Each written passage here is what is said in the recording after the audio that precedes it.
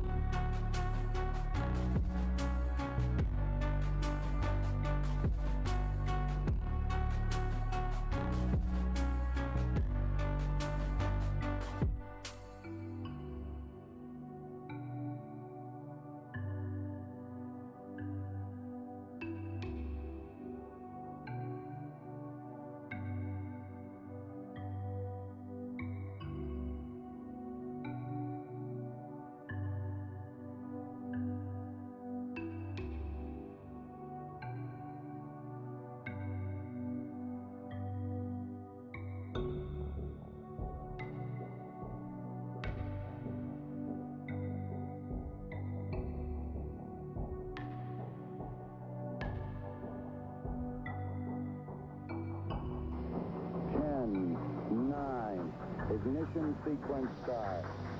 6, 5, 4, 3, 2, 1, 0. All engine running.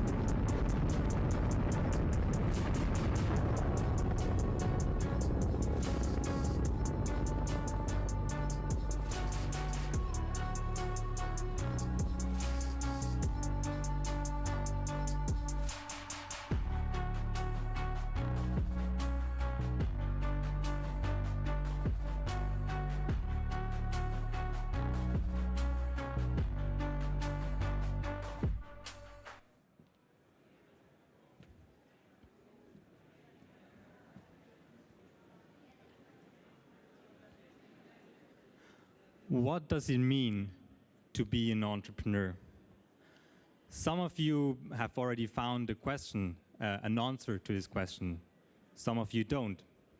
I mean, there isn't one certain answer to that, right?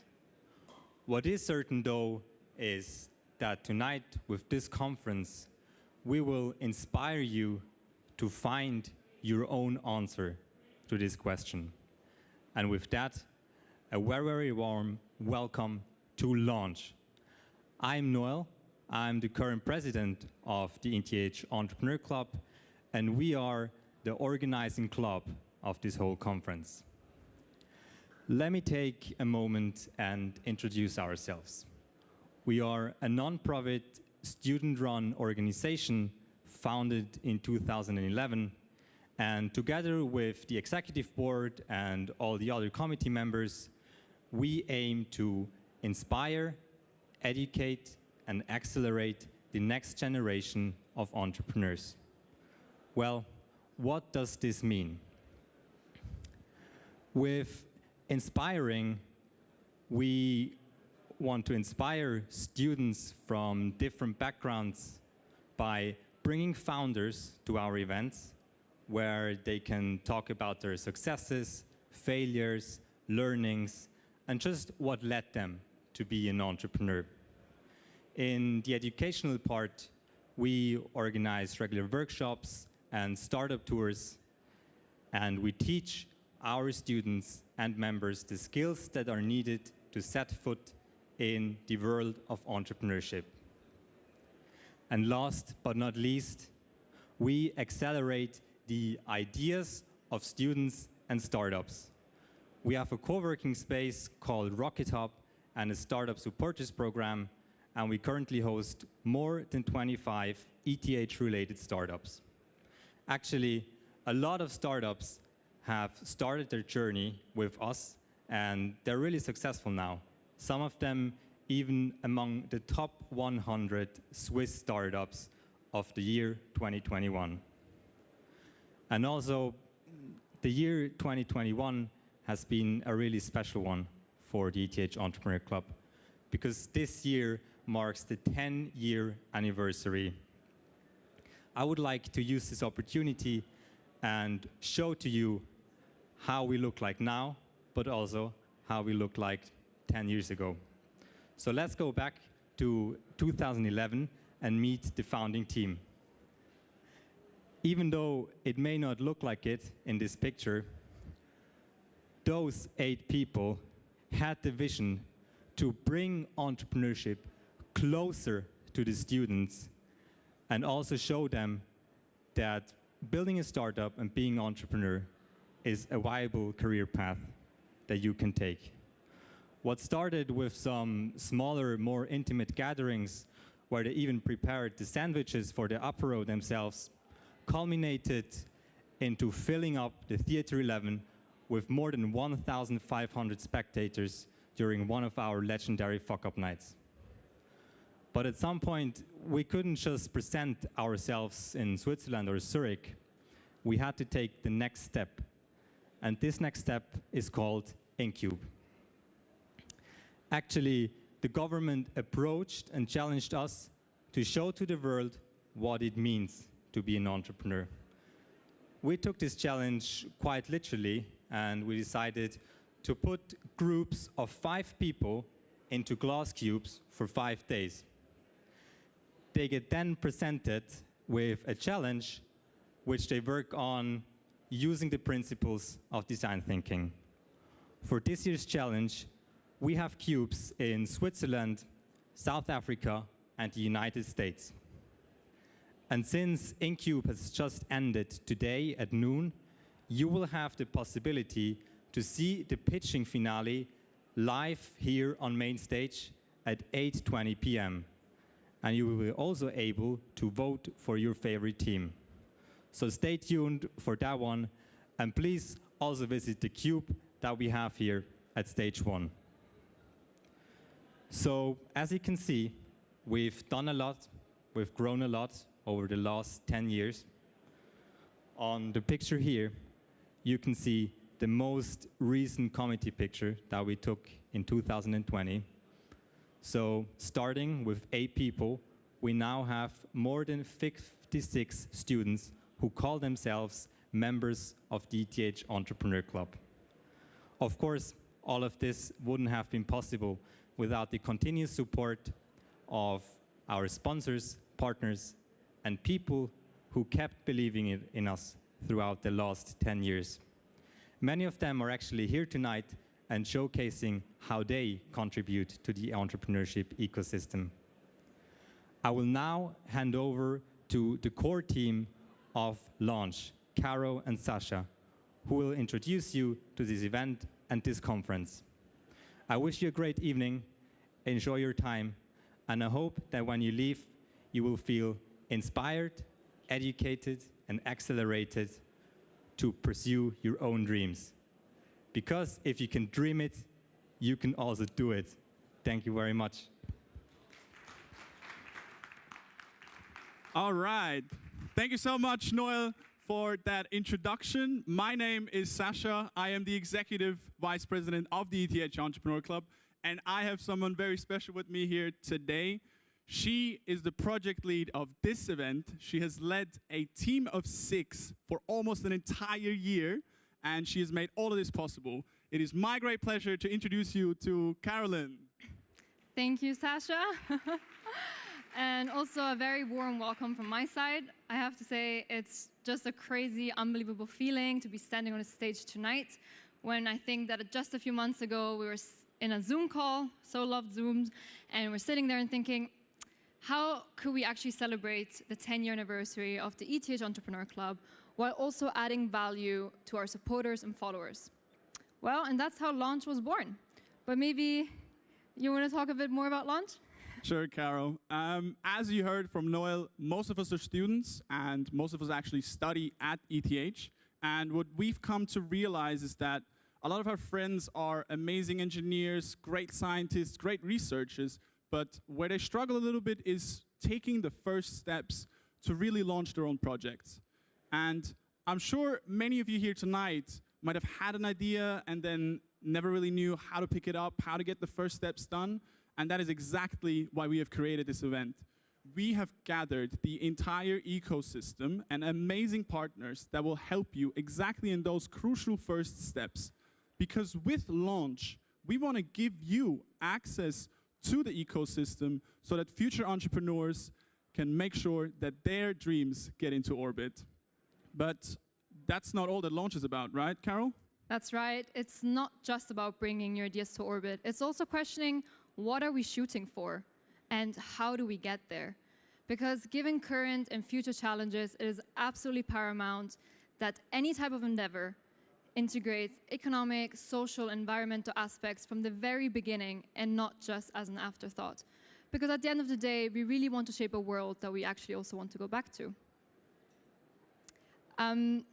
So yeah, as you can see, a lot has happened since our one Zoom call, and through all these twists and turns, we now have arrived here tonight at Zurich's first event, bringing students, professors, professionals, startups, researchers, you name it, under one roof to engage in a multidisciplinary and intergenerational debate about what entrepreneurship is all about. But also, most importantly, how each and every one of us can leverage the opportunities that are around us every day to really not just dream it, but also do it. So we are very aware that all we have achieved tonight is not just 1 year of work. It's the 10 years that are behind us. It's 10 years of building relationships, of building trust, 10 years of shaping an entire community with different visions, but that have a common value set. Now, that's why we are bringing together all former presidents representing different generations that have helped us pave the way and bring all this trust here tonight. They will walk you through the main stage program, which we're going to start off with one of our main program partners, which is the AI Center. We're going to start with its executive director, Alexander Illich, and its chairman, Professor Andreas Krause. And I would love to go through all the partners that we actually have here tonight, but I'd probably run out of time. But we can give you a good summary because we have organized 50 partners, 20 startups, 15 workshops, 8 panel discussions, 2 flagship events, and nearly 1,000 participants. So, my fellow entrepreneurship enthusiasts, buckle up. We are go for launch.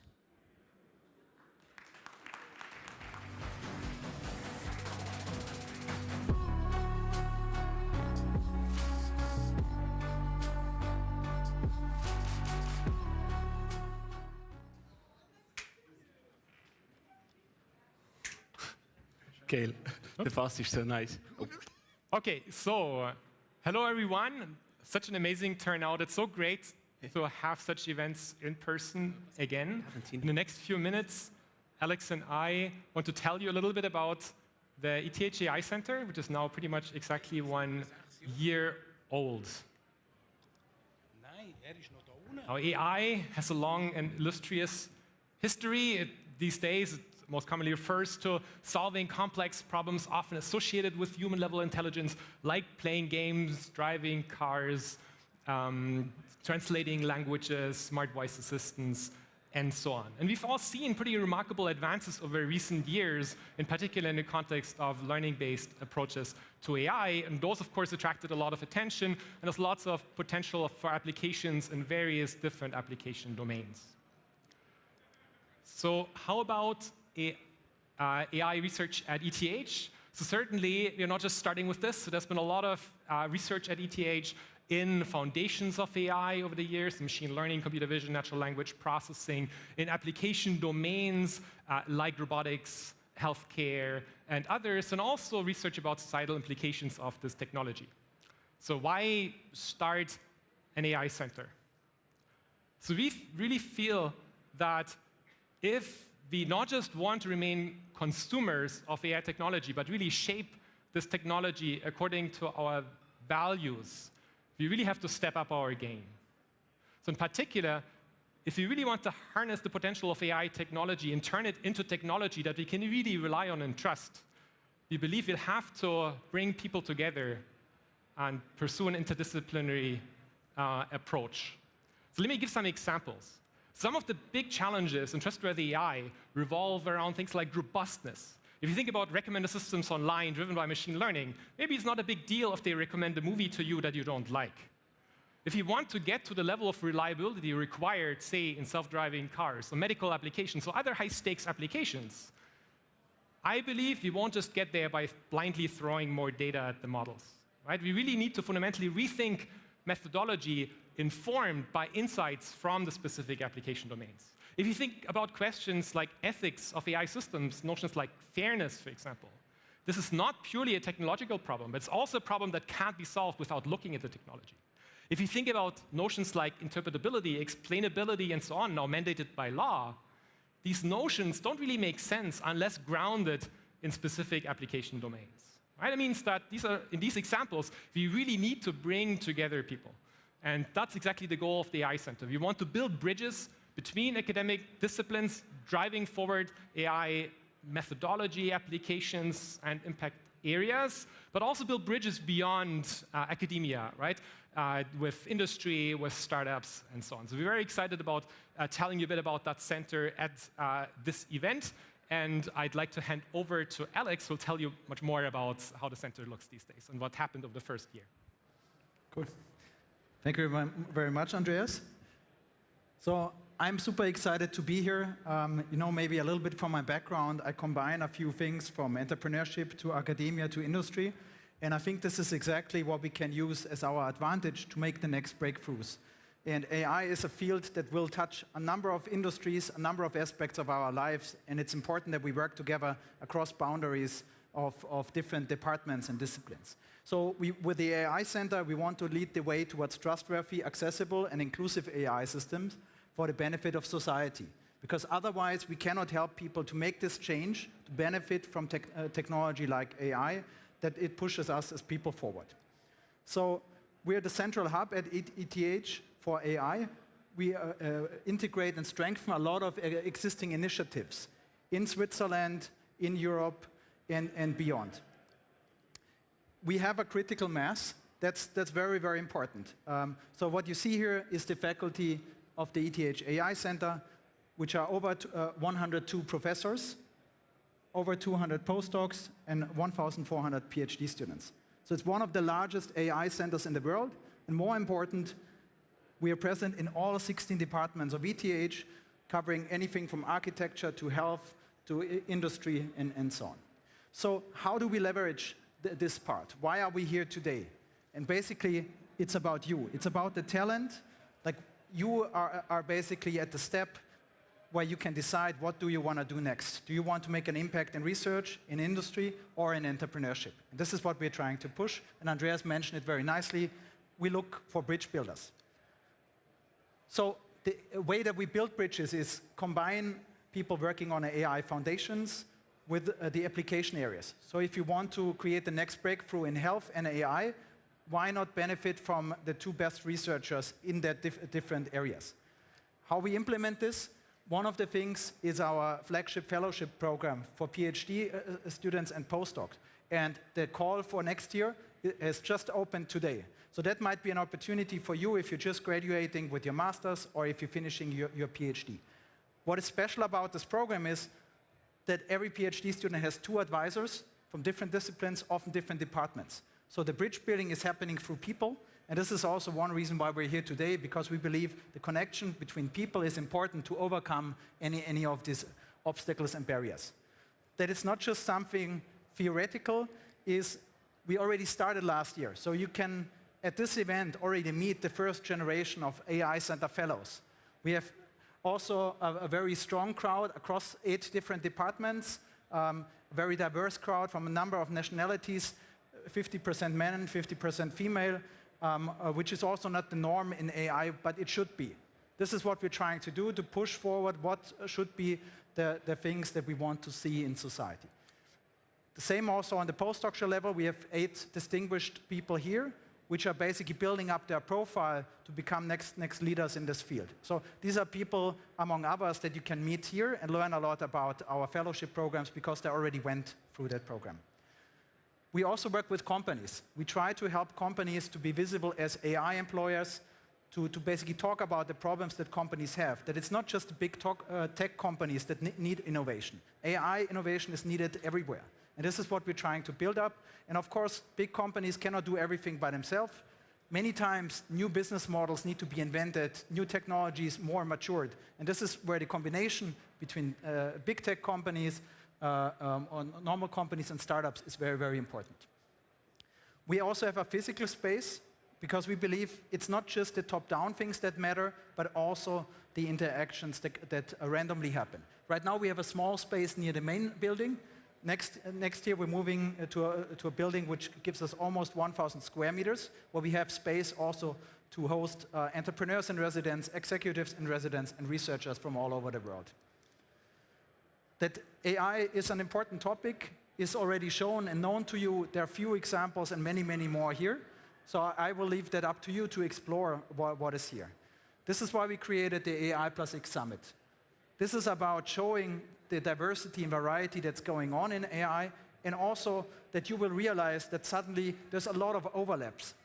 And this is the power of the ecosystem where we want to bring together all of you. So if you have not noticed where the AI+X Summit part of this event is, it's down there on the other side from the main stage. Most important, it's very close to the beer, so I hope you pass by, maybe not only by accident.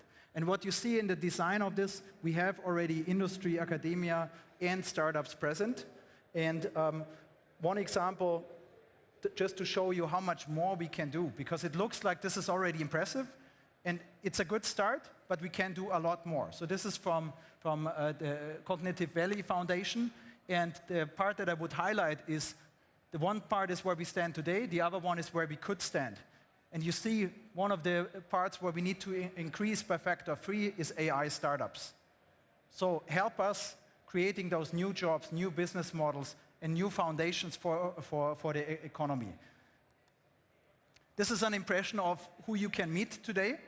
It's really a broad range from industry, researchers, startup, and ecosystem partners. Most of them have also booths and demos there. We have a variety of things to explore, from augmented reality to health-related topics. We also have a very interesting art installation around deepfakes. It's an interactive one, which is down there in the corner, because we also believe the combination between art and science is very, very important, which we would like to explore. And with that, I want to close only with one thing. We're celebrating 10 years ETH Entrepreneur Club, which is amazing, but it's also a party for us to celebrate 1 year of the ETH AI Center, and I hope that we can all celebrate together today. Thank you very much.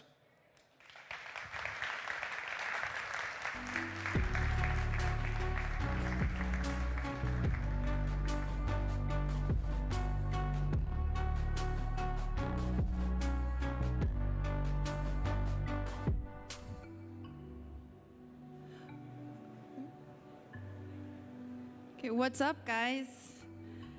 Nice to see you. My name is Edith. I used to be president of the ETH Entrepreneur Club back in 2015. Yes, I feel old. They told me to brag a little bit as to kind of like the stuff the Entrepreneur Club has achieved ever since. And I mean, we are 10 years old by now.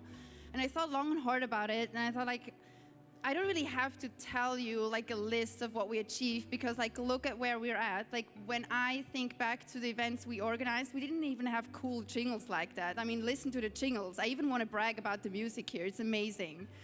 No, but seriously, like one thing I'd love to emphasize is many of us as alumni from the Entrepreneur Club have become entrepreneurs ourselves. We know what it means to kind of go through the ringer of what it means to be an entrepreneur.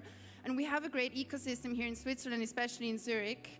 But I'd like to emphasize that the ETH Entrepreneur Club to date is one of the most amazing ecosystems I, as an entrepreneur myself, have been able to be part of, especially given that they're students, right? They do this next to their studies. They're passionate, brilliant minds, and I love the fact that they kind of like to bend the rules here or there a little bit.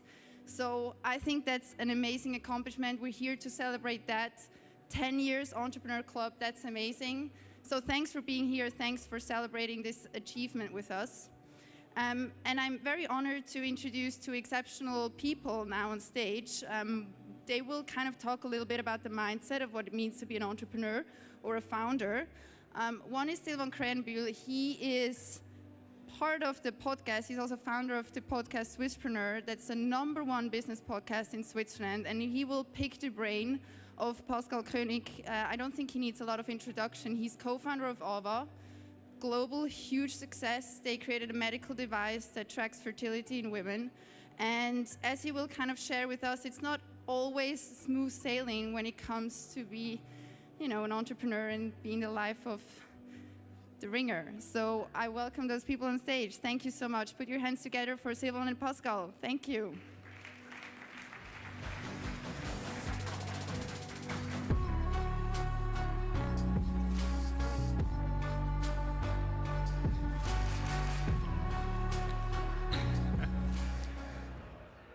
Good evening, everyone.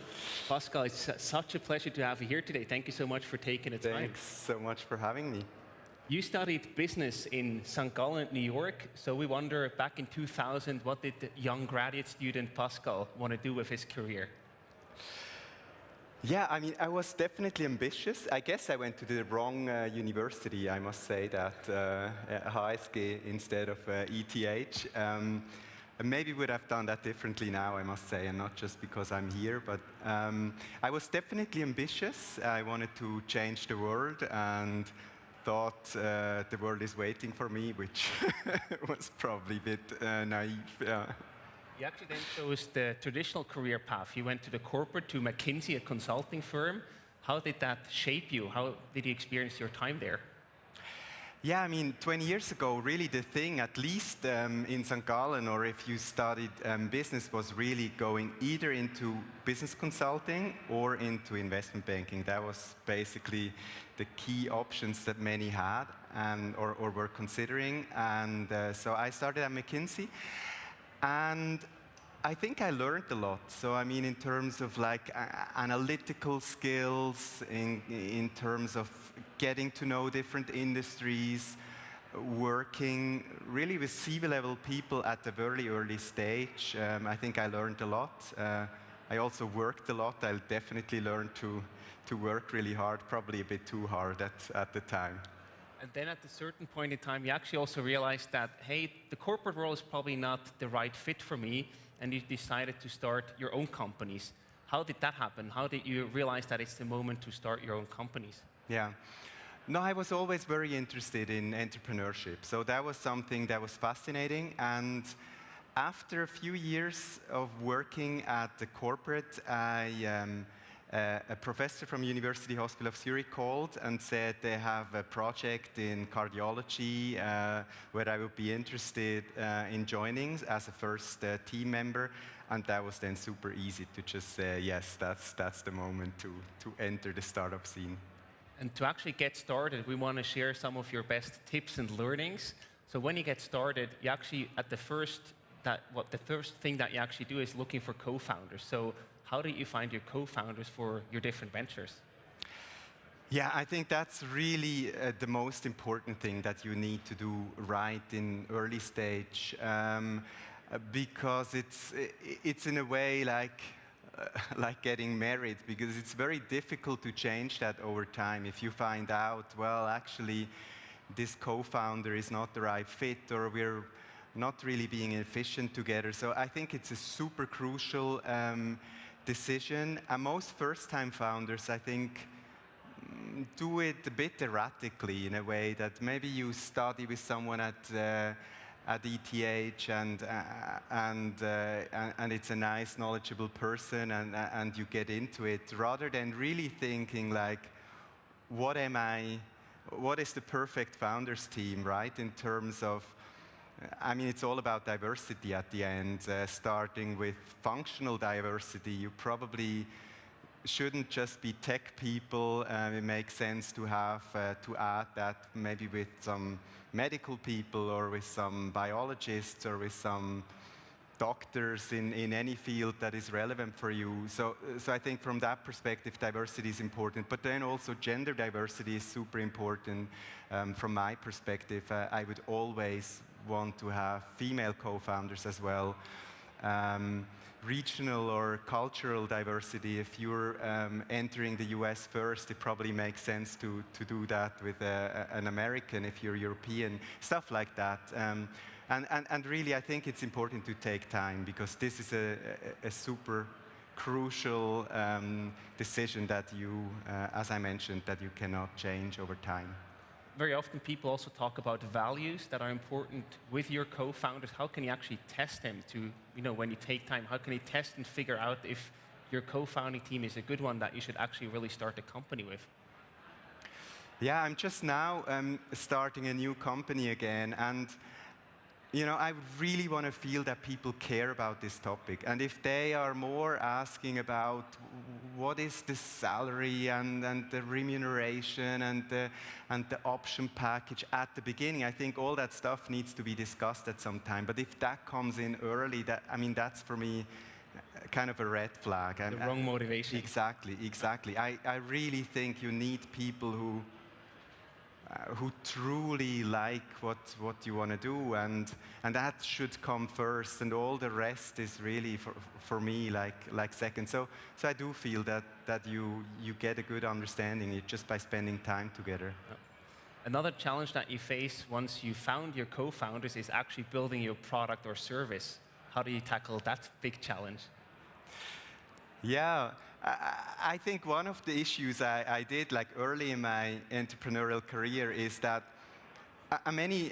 probably many people with a technology background have that you want to build a perfect product rather than just really go out super early, do something very scrappy and just test it and go out. So I think there is a saying in San Francisco that if you're not embarrassed when you launch your first product, it's too late. And I truly think that this makes a lot of sense. So really,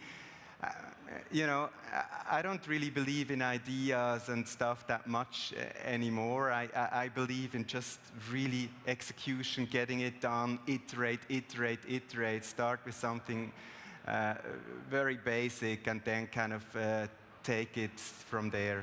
So you're a believer in traction, so to speak. Yeah, absolutely. And traction is basically winning your clients. That's like the next big challenge that you face, to win the first clients. Do you have any tips on that topic? Yeah, I mean, I think an initial question is really to define your market. And I think especially now, I'm coming from the healthcare industry, like typically a Swiss healthcare startup would start in Switzerland and then go to Germany over time, maybe expand in Europe and then go to the US. And I think that's something we did different at Ava, that we said, before entering any European country, let's start in the US. And it's been a very good decision for us. Could also be China, could be India, it could be another country, or directly into Germany or so, a bigger market. So I think that's an important one. And then a second point that seems important, especially for people with a strong tech background, which probably most or all of you are.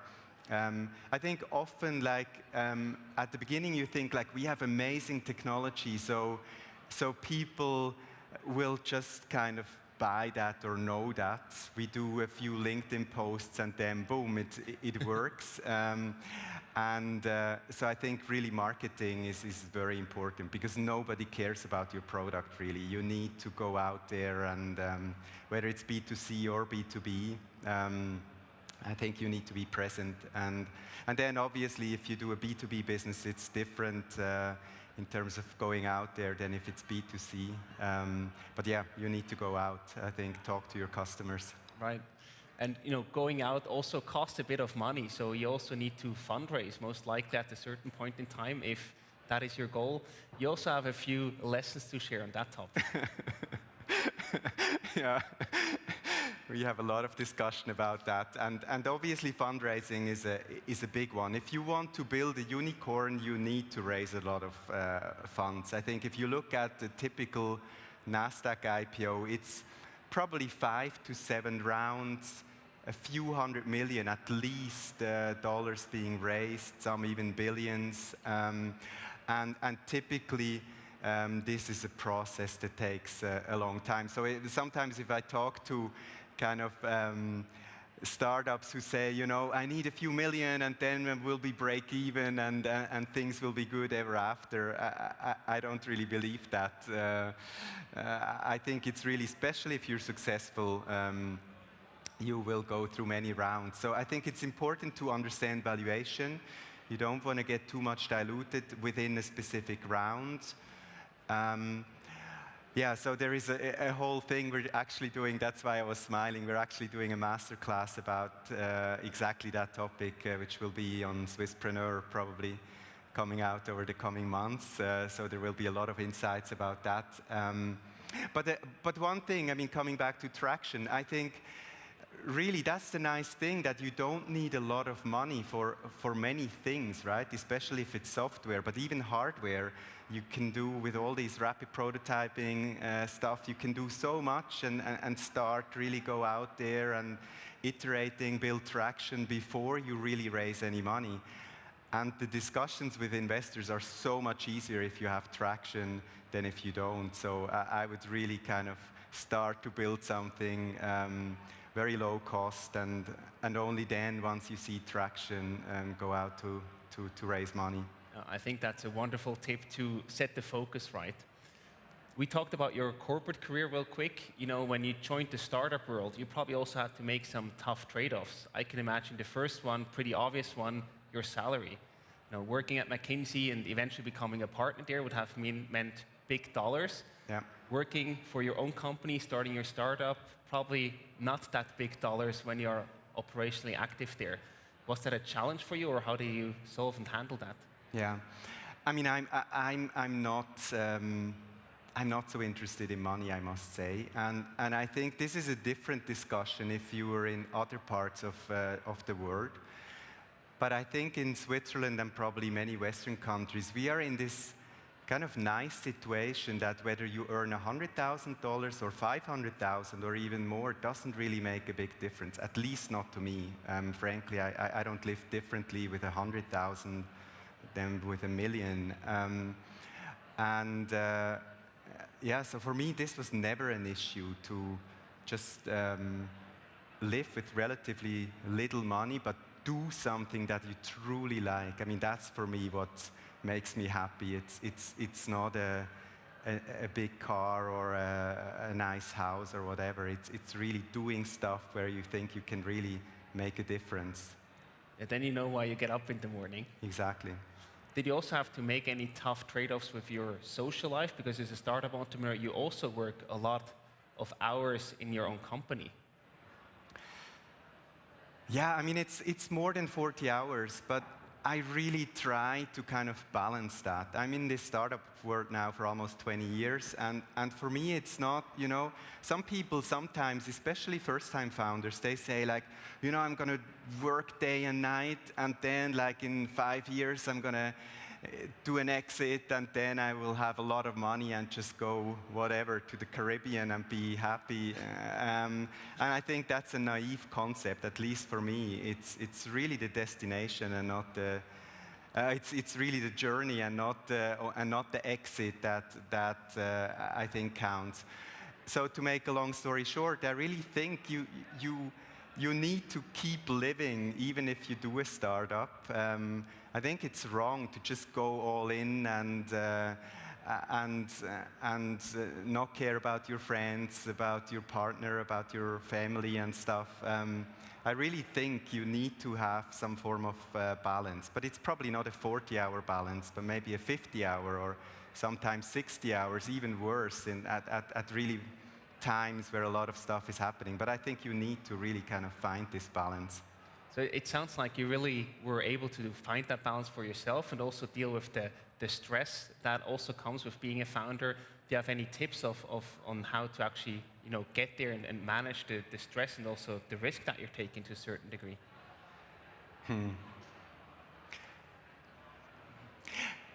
I think it's about not being arrogant and just say like, you know, what I'm trying, I truly try to make this work, but we all know that the odds are against you in a way, right, as a startup. And if you're not arrogant and true to yourself and, you know, the way you treat other people when it's going up steeply, they will treat you when it's going down steeply, and all that stuff happens, especially in a startup world, probably in general, but definitely in the startup world. And if you're humble and nice to people, I think it's okay to fail. And I have failed, right? And I've had many difficult times. But if you're, just true to yourself and nice to other people, I think it's not a problem at all. Are there any non-negotiable rules that you followed where you said, you know, I'm not going to sleep less than 7 hours or 8 hours, or I'm always going to have dinner with my family? Were there any of those rules that you strictly followed to keep a good balance while working as a founder?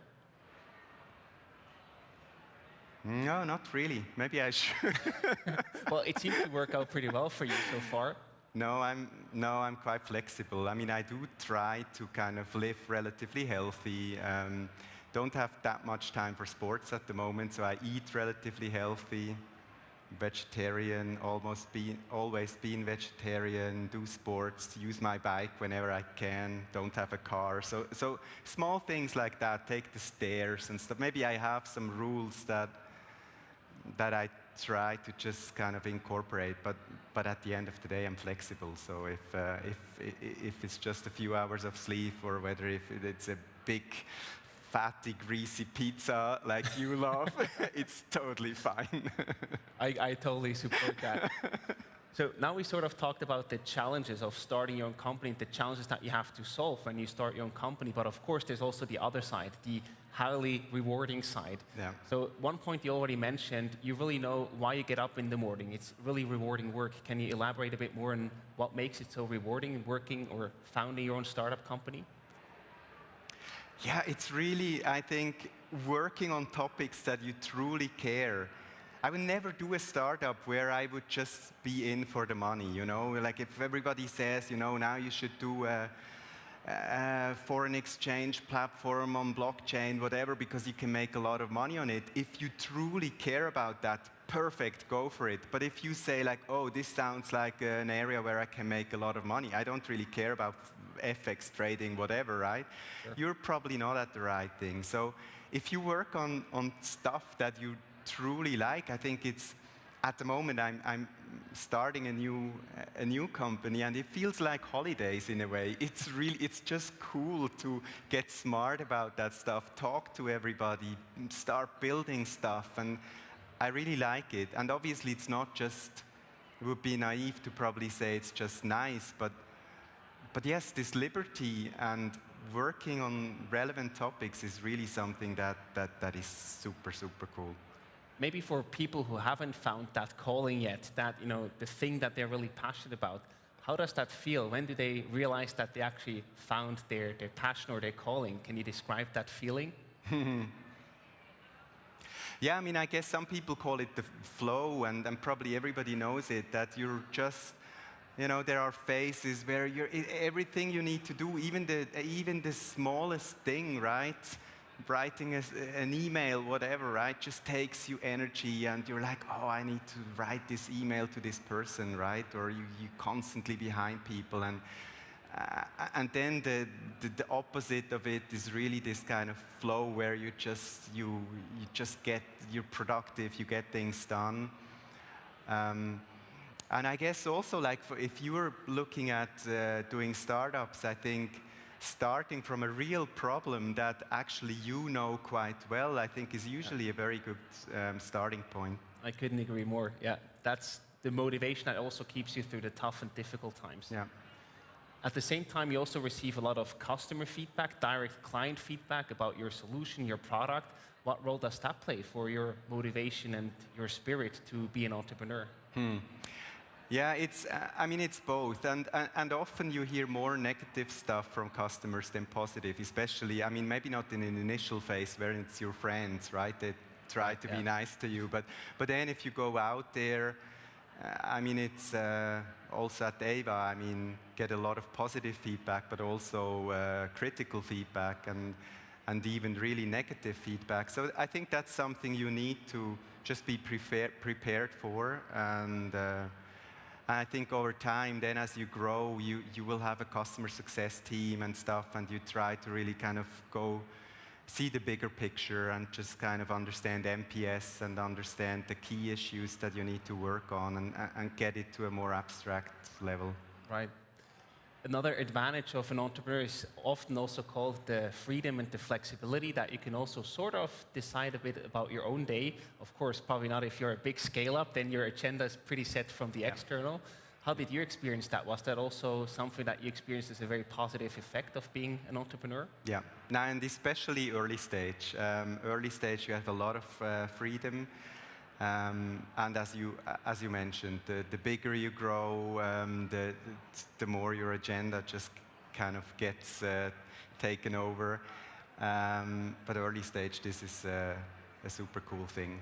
Also compared to probably a corporate where some other people will just set your agenda, you're really absolutely free to do it however I want. And with the new company also now kind of post-pandemic, if we can already call this time post-pandemic, but I think a lot of stuff also changes in terms of like how do you work together.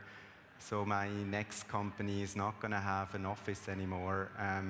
So people will work from wherever, and you meet maybe 3 days or so a month, and you work intensively together, and then the rest is remote again, and obviously with frequent calls and stuff. But all that stuff, I mean, you can decide. It's really up to you as a founder to define the rules and say, I'm not against having an office. I mean, if this is something and you're all in Zürich downtown or so, this is probably a good thing to do.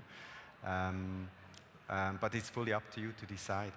Really, that freedom and flexibility at heart. You're also a very interesting example because now you're again back in the early days, so you have that freedom and flexibility, but you also have the experience of running a company as a CEO when it's in scale-up mode, where you probably don't have that much freedom and flexibility. Do you like both equally, or do you have any preference? No, I guess I'm an early stage guy in a way. So I really like this initial idea or like this initial phase, from idea to a few million or 10 million of revenue, something like that. This is really like this roller coaster, this very creative phase that I truly like. And I think then there are other people who are good at scaling. I think from 10 to 100 million, it's much more about operational excellence. It's about stuff that I don't like and I'm not good at. So I'm definitely early stage. Yeah. So now we talked about the challenges of starting a startup, but also the beautiful sides, the advantages of doing so. From your perspective, what prevails, the advantages or the disadvantages? No. You know the answer to that. That's right. No, I mean, it's... but it's so obvious for you. It's like totally. The best. I could never go back to a corporate. I really couldn't. I think it's just... So I mean, for me, it's just so much better. You sort of made yourself unemployable in that regard. Yeah, probably. And at the moment, you're working on your 4th startup already. Can you also quickly tell us a bit more about the future? What can we expect from you? What are you working on? Yeah, so I think the pregnancy journey is super inefficient around the world and should be really kind of rethought from scratch. And I think the pandemic is now also like making stuff possible that would have been difficult a few years ago. And if you look at sub-Saharan Africa, it's not only inefficient, similar as in the Western world, but there is also a very high mortality and morbidity around that. And over the last 2 decades, I've spent quite a lot of time in African countries, especially in Kenya. And I'm now working on a new startup in that space focused at Kenya. We're really excited to see what you're building and cooking there. So to wrap up this session, we have a few rapid-fire questions for you. I give you a short selection. You have to make one choice and explain it in one sentence. Are you ready? So the first one is CEO or board member, because you've been both. CEO. Easy choice, why? Now, CEO is about rolling back your sleeves and getting your hands dirty.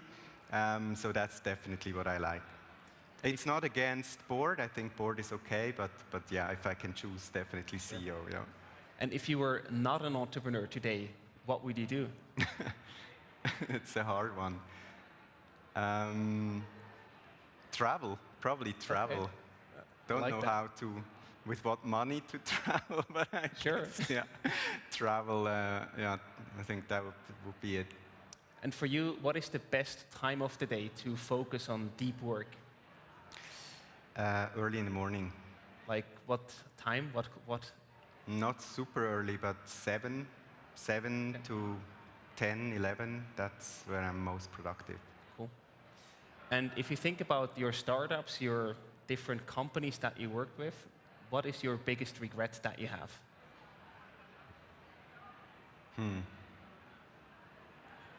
Well, I've made millions of mistakes, but I think this is also important to kind of move forward. regret maybe that I haven't invested in some really cool startups from France. I was living once with Kaspar Copetti, one of the on-running co-founders. So considering that they are now valued at $10 million, it would have probably been a pretty good investment. I remember you said you didn't believe in the idea like many other people did not back in the days. It just seemed like well, I mean, I knew that Kaspar and David and the founders, I mean, I knew they are really, really good. So in that way, I mean, I very much believed in it. But the initial idea, yeah, it's true. I mean, I didn't think that they're going to take on Nike and Adidas. And also thinking startup-wise, what are you most proud of? I know we Swiss people don't like to answer that question, but I think it's... No, but I think it's really making a difference for your customers. I think that's really, and just getting feedback from people who said, like, thanks to you, I became pregnant, or I had, I saved a life in terms of the previous companies I built and stuff. I think that is really, really cool. I think that's the perfect sentence to end this conversation. Entrepreneurs really can change the world. Pascal, thank you so much for being here. Thanks a lot.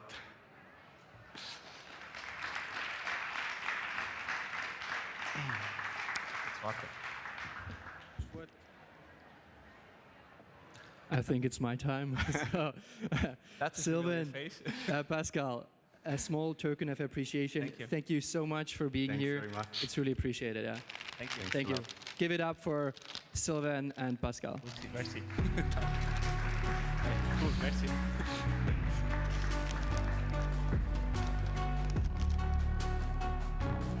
Oh, sorry.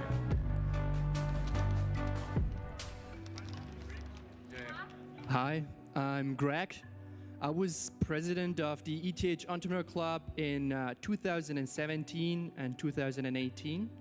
And I'd like to highlight one thing that was always super important to me, or basically also what I took away from my time at the club, and it was the team.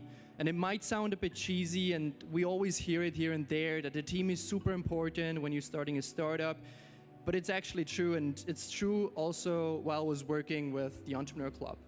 I studied computer science at ETH, and when I joined the club, it was for me like I found my group.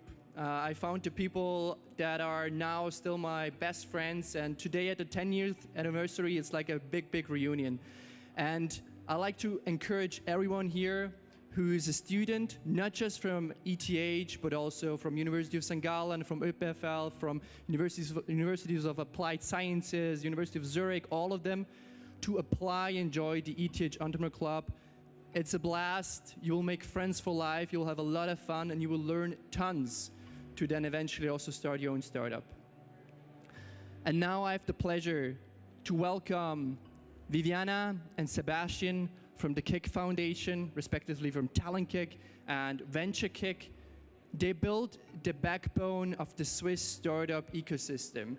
Their initiatives are essential and super unique for supporting early stage startups. And every one of you should be aware of them, that you should be aware of their program, and you should apply to their programs. You can only benefit, and I'm super glad to welcome them here on stage and tell you more about their benefits, their support, and please give it up for Viviana and Sebastian.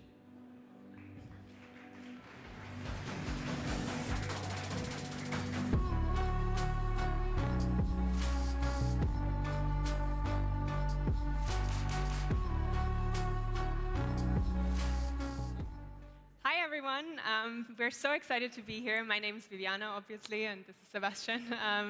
We are here for two of the programs that the Kick Foundation does, two of the important programs of one big funnel, one value creation funnel that they're trying to set up to really create a sustainable ecosystem around entrepreneurship in Switzerland. So I'm here for Talent Kick. Let's jump right into that. Why is there Talent Kick? I'm extremely excited to present Talent Kick to you today because it's the very first kind of kick-off kickoff preview.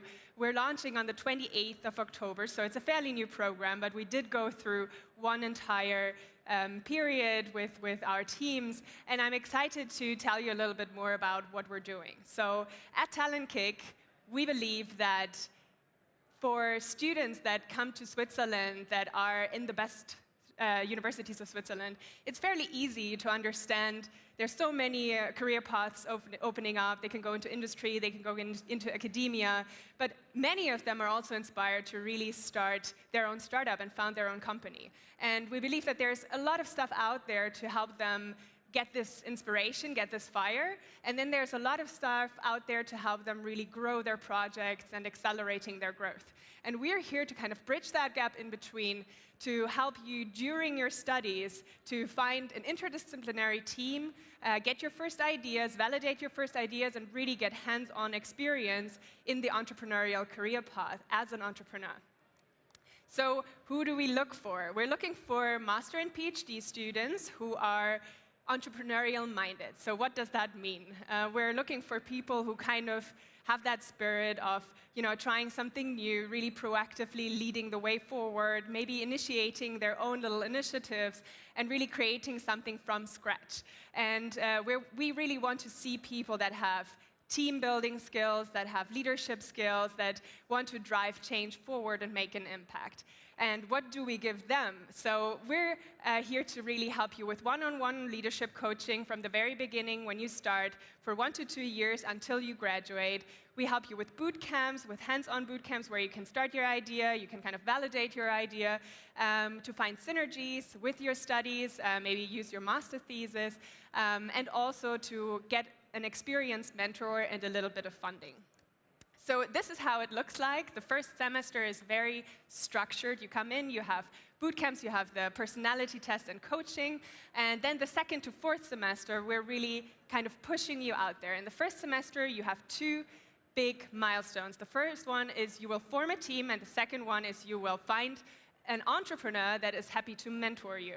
And after that, you're kind of going out into the world, you're trying to do your own little thing, validate your ideas, and you get a little bit of funding for that. And at some point, until your graduation, we hope that you make it to the next stage, maybe go to VentureKick and get the ETH Pioneer Fellowship, have a little bit of funding, you have your first investors, you have your first customers, and you really laid a stable foundation for yourself to confidently decide to go the entrepreneurial career path after your studies. So just real quick before I go over to VentureKick, we have our launch on the 28th of October. That's also where our application portal is open. So if you're interested, sign up here. You will see a little link to get a reminder, and then you get an invite to the launch and also a reminder for the application portal. Thank you so much. Thank you so much, Viviana. Thank you for that interesting insight into Talent Kick. I have the pleasure of being here to support Viviana and talk about VentureKick. For those of you who don't know, VentureKick is the largest pre-seed acceleration program in Switzerland. We have up to 5.5 million every year to support Swiss startups. We're a foundation launched in 2007, and we've been doing this for a long time, bringing together some of the best startups in Switzerland from universities, and with the aim of taking deep tech to the global markets. Now, what is VentureKick and how does it work? VentureKick is an acceleration program that lasts about a year. The idea is to give you the opportunity over 3 stages to pitch your startup in front of a jury of investors, and have the opportunity to receive coaching, but also very importantly, receive funding at the pre-seed stage. And the way that happens is essentially at stage 1 when you come in, we look at the idea behind your startup. We want to know the team behind your startup, what it is you're trying to build. And if you win at stage 1, you have the opportunity to win 10,000 Swiss francs.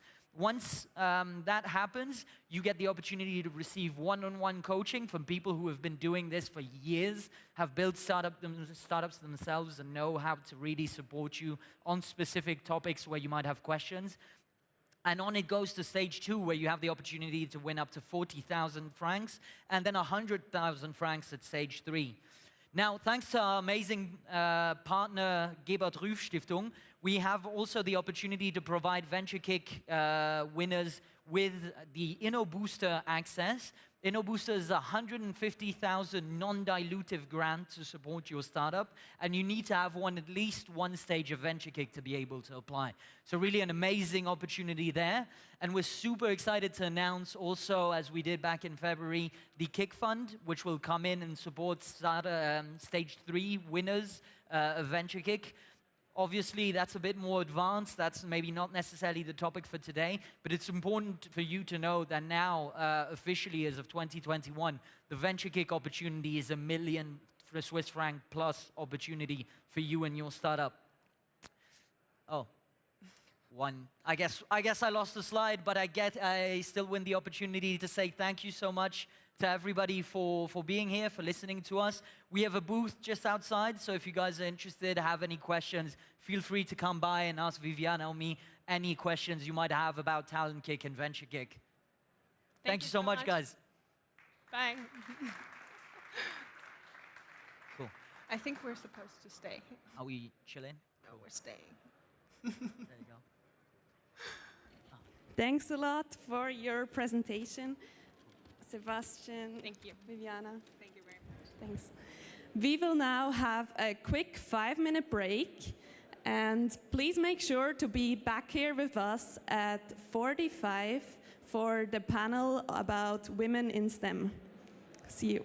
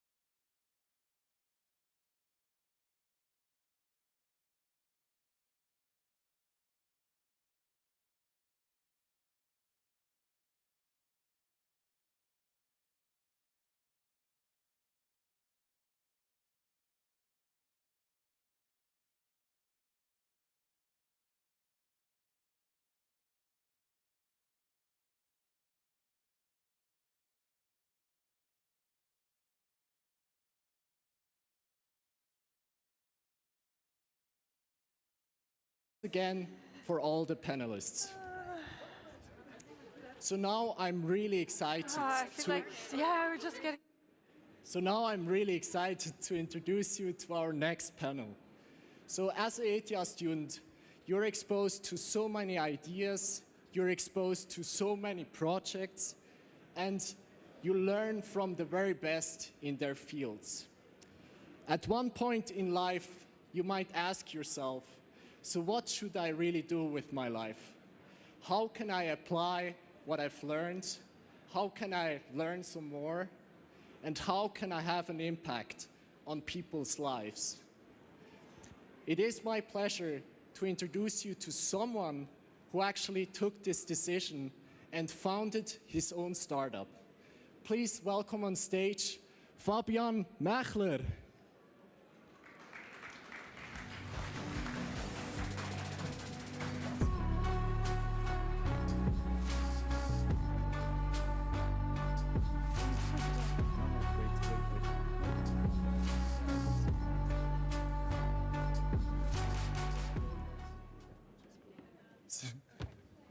Mic check. All right. Thank you, Manuel, for the introduction. And good evening, everyone. Welcome to the panel discussion on entrepreneurship at ETH. In the next 20 minutes, we want to showcase why it is important for you to know how to start your own startup at ETH, and also how you personally can go push your idea into reality. But before we dive right into it, I would like to make sure that you're not missing out on the opportunity to ask your personal questions to our amazing panelists. Download the app, you can ask your questions there, you can upvote others, and we'll cover some of them in the end. And now, without further ado, please welcome our two amazing panelists today, Dr. Alexander Ilic, Director of the ETH AI Center, and Hannah Brahme, Transfer Technology Manager at ETH. Hello. Hi. Hello. Hi. Thank you. Please take a seat. Welcome. Thanks for being here. So, Thanks for having us. Alex, I'd like to start with you. You studied and graduated at ETH, then went on and co-founded and successfully built the CUDA, which was then later sold to Magic Leap. So you did the journey, you did the entrepreneurial journey, and I was wondering, your journey seems a bit unusual, because after such a successful exit with the CUDA, you came back into the academic world of ETH. You initiated the S2S venture, you initiated the Talent Kick, and of course also the ETH AI Center. And I've also heard that you had quite, let's say, eye-opening contracts offers also, like over $1 million Swiss francs per year, but you turned them down, came back and initiated those programs. So I want to know, why are they important to you, and also why are they important for the ecosystem? Cool. Yeah, thank you very much that you give me the opportunity to be here. And yeah, one of the things that I really noticed is the entrepreneurship ecosystem is actually more connected than people think. Like with the people that I started when I co-founded Dakuda, there are people like from Scandit, Get You Guide, MindMaze, and so on. So everyone was always super friendly and helping each other. And this is a very, very powerful network, what I really liked doing. And I think the reason for me also going back to ETH and starting all these initiatives is that I think we have really an enormous opportunity in front of us, which not many people realize yet. If you look at the big tech companies, they have business models that are dated from early 2000s. There's a number of breakthrough technologies coming up. So it feels like there's a chance of really doing something new and creating it. And I also think that our education system is quite powerful. Like here, you don't need to stop studying because you're getting too much into debt, like in the US. Here, you have an environment where you can experiment, where you can try out things. And I have seen that entrepreneurship is, of the many career choices that people have, often the one that's not well enough understood. And this is really something that bothers me if people make a choice just because they don't understand what their options are. Right? So it's completely fine if you want to go to a big tech company or do this or go to academia and so on. But I think for all of the options, you should understand what does it take, what can I do with it. And for me, this journey was very rewarding. And you see there are many, many tech companies here. So the talent is here. And I for sure also want in the future to found another startup. And one thing that I would love to have at that point is an environment where more people are open to create companies, to work in startups, and also where investors, for instance, are taking bigger risks, thinking with a more diverse mindset to foster ideas that are really game-changing for society. So I look now at things that potentially have an impact for the next 7 to 10 years. And it's very, like you always, as an entrepreneur, you always look, what's the USP? I think the USP of ETH is we have all the talents before they decide what they do next. And this is basically what I'm trying to work with.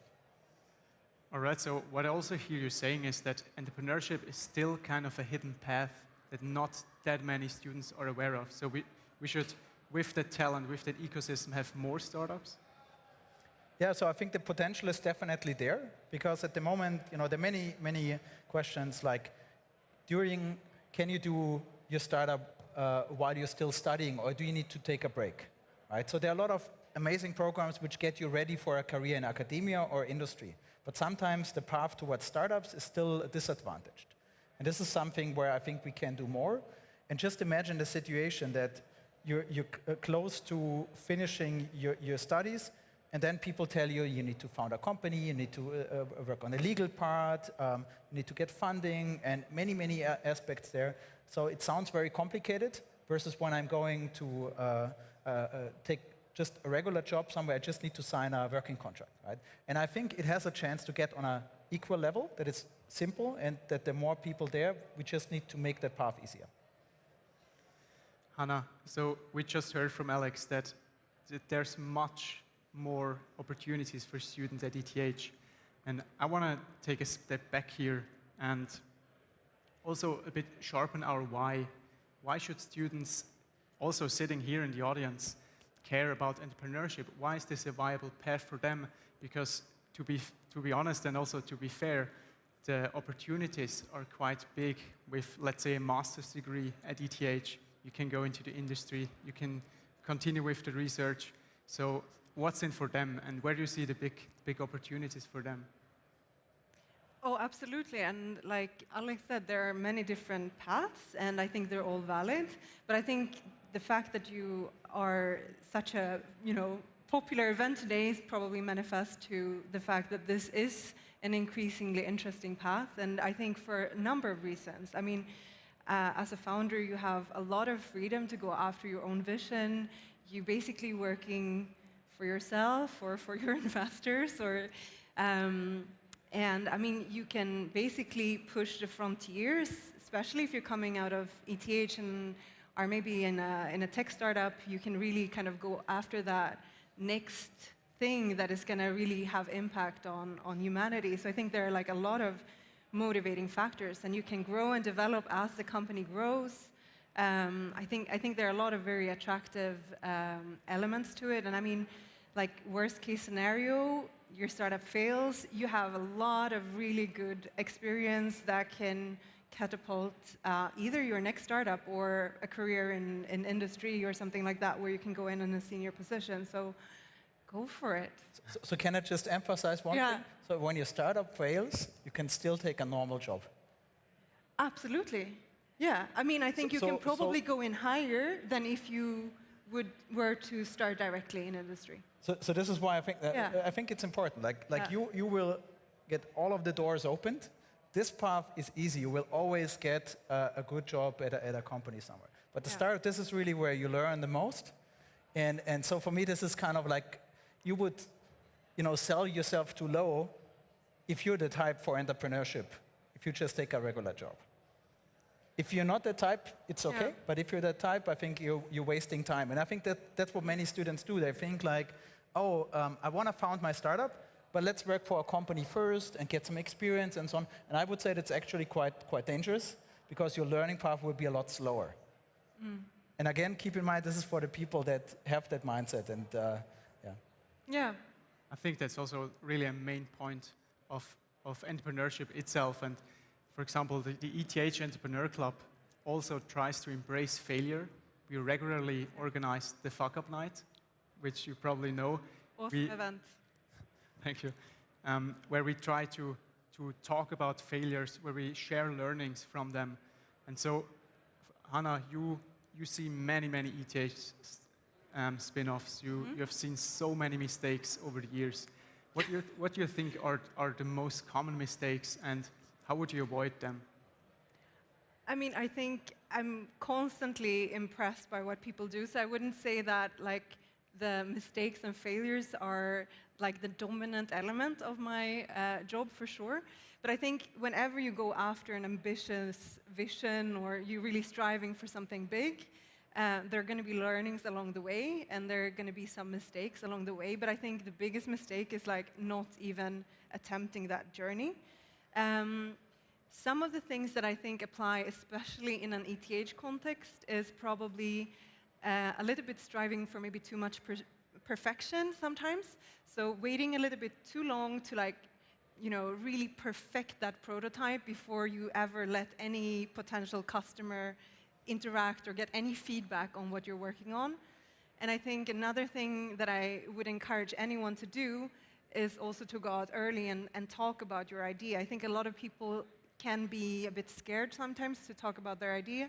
I'm not saying like, like before you're patenting something, you probably shouldn't be sharing all those technical details, but talking about the idea and getting feedback, I think it's really kind of using the ecosystem that's there and all this great knowledge and all these great people to kind of bring your own idea further.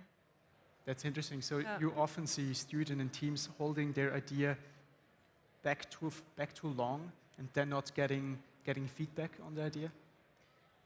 I think people have very high standards for themselves at ETH, and I think that sometimes holds them back from going out with an early prototype. I'm not sure, Alex, is that something you can relate to, or like? Yeah, absolutely. So I think what you say, like I would go even one step further. I would say, you know, I'm not worried that people have smart ideas. I would really say the idea doesn't really matter. If you look at the example from YouTube, they started off as a dating site. And this is why, you know, I tend to say, and this is great why this event is called Launch, you know, you really should start. And I think the ingredient that you need is a team. And I think that's mostly overlooked. And this is what we're trying to do with Talent Kick and with other programs, that you find people to do it together. And then this journey gets easy, but I think you're right. People are more worried about, is this the perfect idea? And then they think too much about that part and never start. All right, so they mainly focus on the team should be valuable advice for most students. So maybe to also get this a bit more hands-on, students sitting here in the audience, what advice would you give them? What should they watch out for when it comes to the team? Where should they start? Yeah, so I mean, so there are a number of great ways. So first of all, the question is, how do you recognize that you're an entrepreneur, right? And many people think like, yeah, that automatically happens somewhere. And it's the little things that you should pay attention to in your past. What are situations where you maybe co-organized or organized an event or something like that, where you didn't have a lot of guidance and you needed to act quite a lot with a limited set of supervision. And I think many people can relate to situations like this. And this is, I think, important that you understand what are basically entrepreneurial traits that you have and what can you do to sharpen those skills. And yeah, if you really want to get faster exposure, you can also do an internship with a startup. There's the Join Up program, for instance, also which you can use. And yeah, the first thing typically that when young founders or potential founders come to me with their idea, they're very focused on pitching their idea. But one of the things is really that they often don't have a co-founder, or that if I ask, when they have a team, why are you doing it with this team, they don't really can give a good answer in this. And I think this is what we're trying to do with the Talent Kick program, also to say, what are the questions you should ask yourself that you're confident? Because you have the time until you graduate to see if this is a career path that you want to take. And I would not postpone that to just the weeks when you hand in your thesis, but I think you should start much earlier exploring that.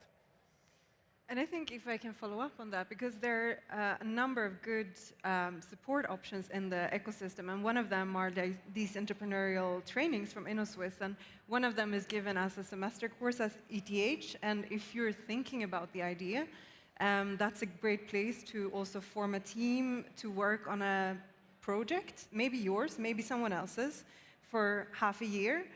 And basically, you learn the toolkit of, like reiterating the business plan and like pivoting and all of this.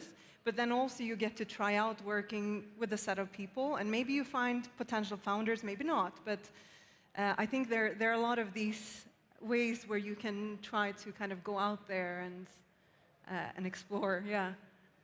So we've heard that there are programs to support students from every stage, like from exploration stage down to the scaling phase. You at ETH Transfer, what is the right time to reach out to you guys? Well, I think, ETH Transfer has several different groups, but I would say there are so many interesting players within Transfer, but also beyond that at ETH. I would think for the early phase, I would really recommend maybe trying something like, Entrepreneur Club, find your peer group, attend the events, and kind of get familiarized. Definitely like focus projects or ETH Week to maybe find an interesting project that you want to take further. Similarly, like with the Terra Entrepreneurship, maybe getting some of that toolkit. But then also like for Student Project House, where you can go and actually like prototype and build the things you've been kind of toying around in your head with.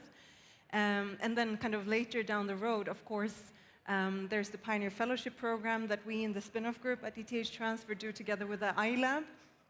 And so, the Student Project House, iLab, and spin-off group have a little corner on the other side of that curtain. Definitely visit this exactly, afterwards. definitely go there and visit. And also for later stage with VIS, which is kind of in a specific subject area. Alex will probably say something about the AI Center, which are also doing great stuff. And I think that's kind of the richness of what the ETH ecosystem brings. There's so many different players that are all kind of contributing with different elements to it. How is it actually with the AI Center? Are you looking for a specific profile? Can it be too early to reach out to you? So one of the things where I can just support what Hannah said is really, it's a network. Like there's so many support opportunities depending on what stage you are. And so one of the things that we're doing with the AI Center is also like be a point of contact. Like if you're not sure, like as a professor, as a student, at whatever, if you have something AI related, we can help you, first of all, with specifics related to AI startups and what's difficult in productizing them, what's important on that part, but also what are other support organizations. For instance, that they join the Entrepreneur Club, that when they go to ETH Transfer, that they use the opportunities that they get from Student Project House, where they can also bring in non-ETH people, which are great opportunities. But I think people that don't know enough about navigating this part. And this is what we're trying to do, and that's why I'm also excited to be here with you, because it's a really strong support network. Awesome. Now, also to be aware of time, let's have a look at the Slido questions that came over the app.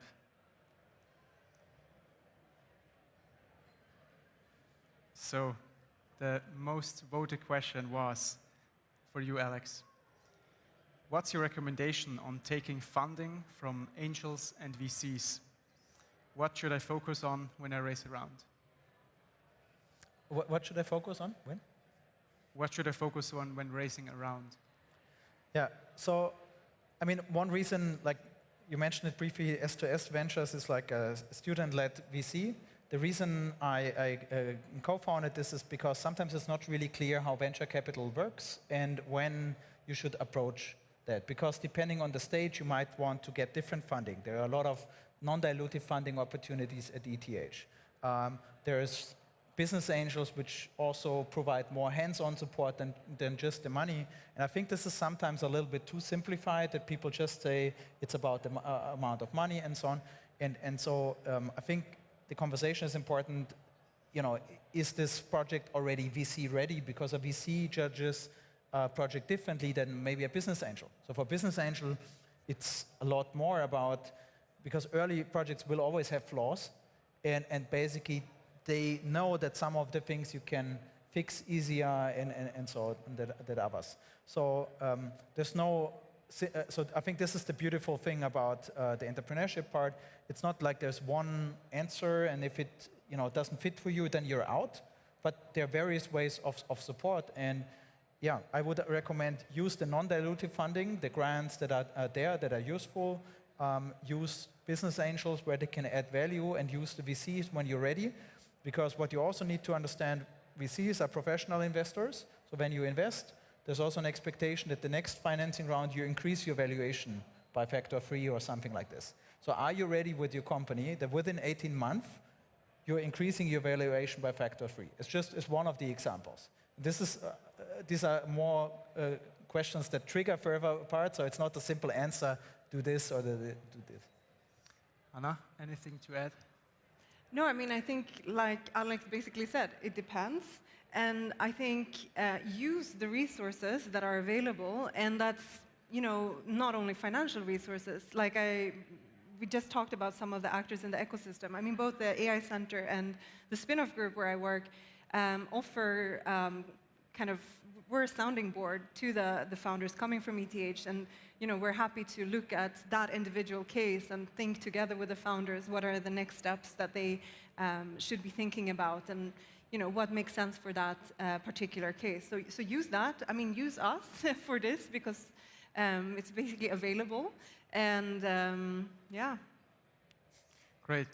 Now, since you're almost out of time, in 30 seconds, what is the message that you want the audience to carry away from this panel discussion? You want to go first? Or you? No, I mean, I think really coming back to what we talked about earlier, I think it's about just daring to take the leap. What's the worst thing that can happen? And I think the upside is just so big, what you can become part of if you just dare to do it. So dream it, do it. Yeah. Great. Yeah. Yoo-hoo!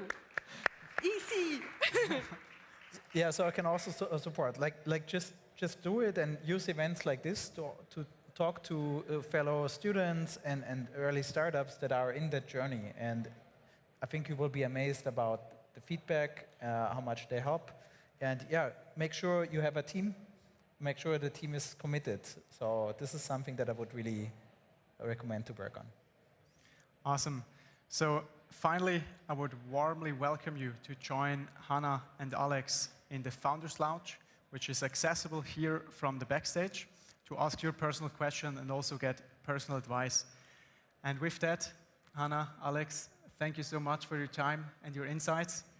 With a small token here given of appreciation by Linus. Please give it up for Hannah and Alex. Thank you. Wow.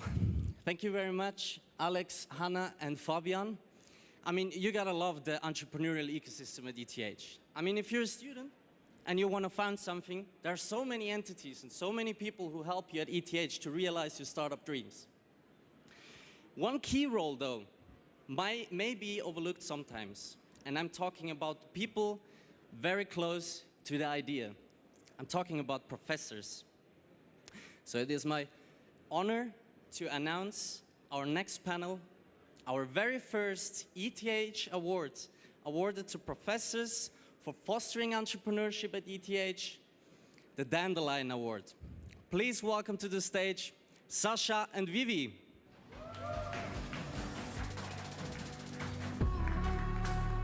Yeah.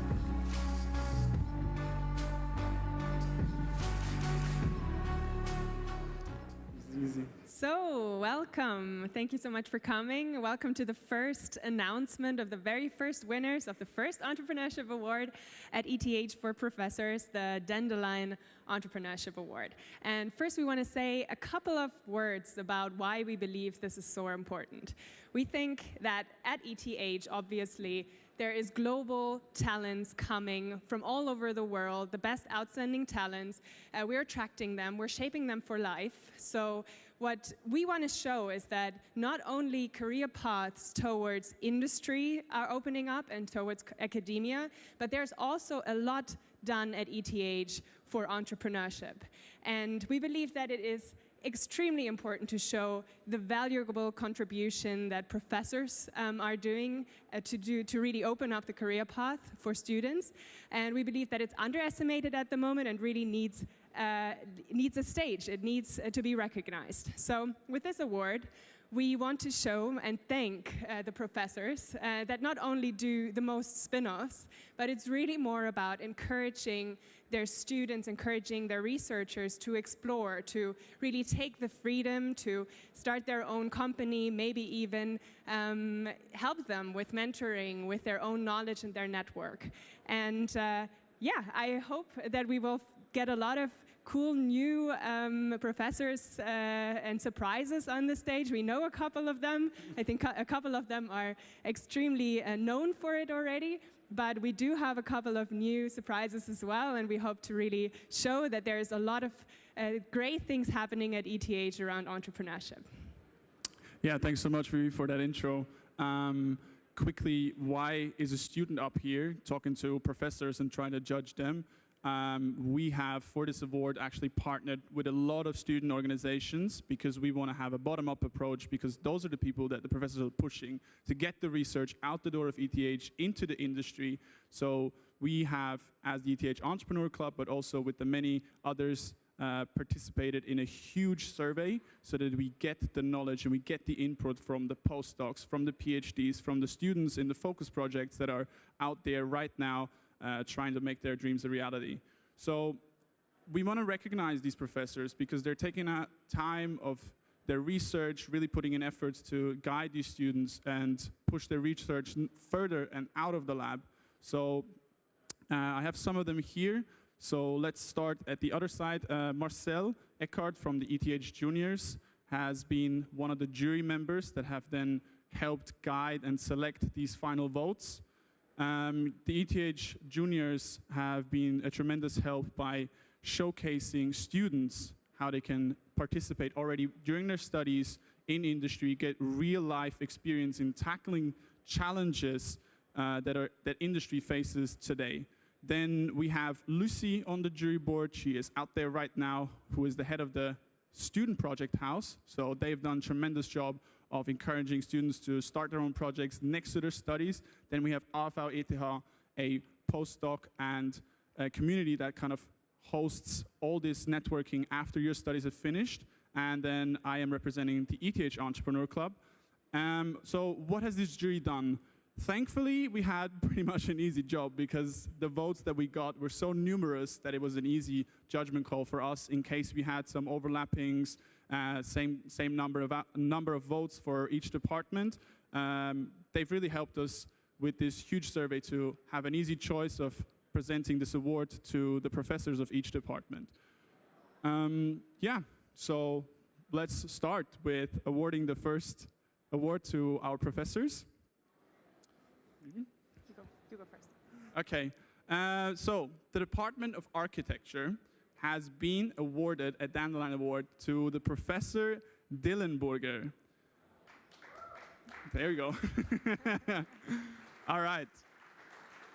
So architecture has been very important at ETH as well. I think that is a known fact. We have heard numerous voices that Professor Dillenburger enables collaboration with industry partners that he's a very supportive advisor and very much open for new innovation, which is always great.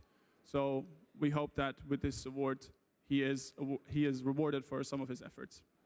So let's move to the next department. For the Department of Civil, Environmental and Geometric Engineering, we have our winner, Uli Angst. Give him a warm round of applause also if they're not here.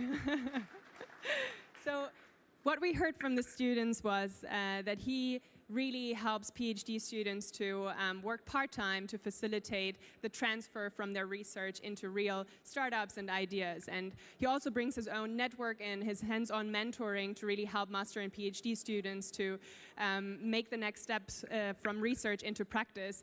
And that's why they're very thankful for his contribution. So thanks also from our side. All right, next up we have the Department of Environmental and Geometric Engineering.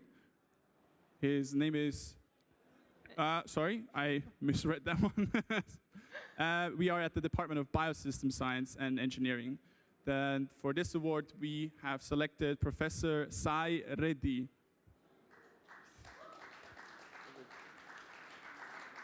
Now, we have heard from his PhD students that he encourages collaborations with other spin-offs and companies, actually, and he's a great ambassador of entrepreneurial spirit, even in his research group already.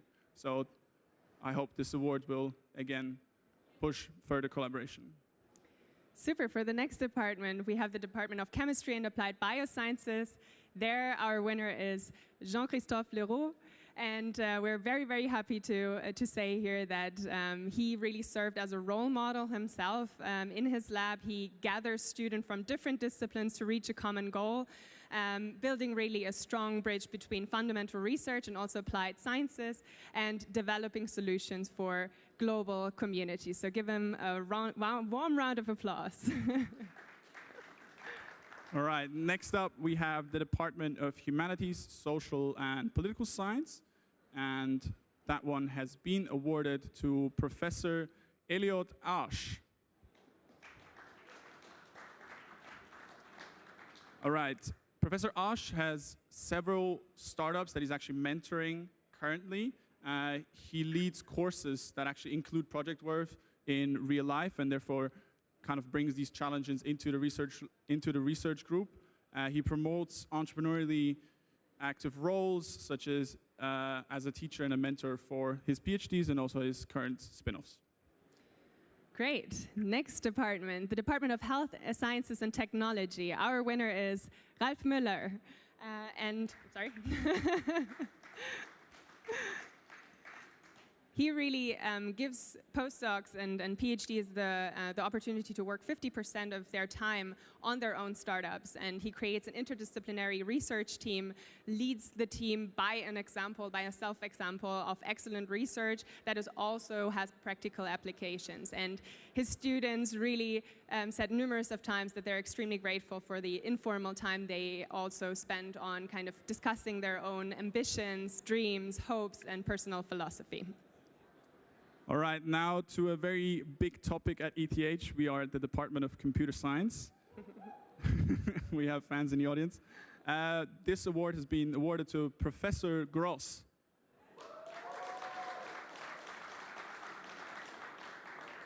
Professor Gross has been awarded by his fellow students, PhDs, for co-founding many startups. He has had a lot of collaboration between ETH and Disney Research Lab. We actually have Animatica as a spin-off here. And he has been very active by mentoring and guiding these startups. Next up, the Department of Information Technology and Electrical Engineering. Our winner here is Professor Luc van Gool. So he himself is a co-founder of many startups, and spin-off activities are really encouraged by his lab and by himself. And he really collaborates strongly with startups outside of ETH that really inspires young researchers to kind of join the first teams, get a taste for the implementation of research in practice and the solution of real-life problems. All right, next we have the Department of Mathematics, and this award has been awarded to Professor Thierry Ditto.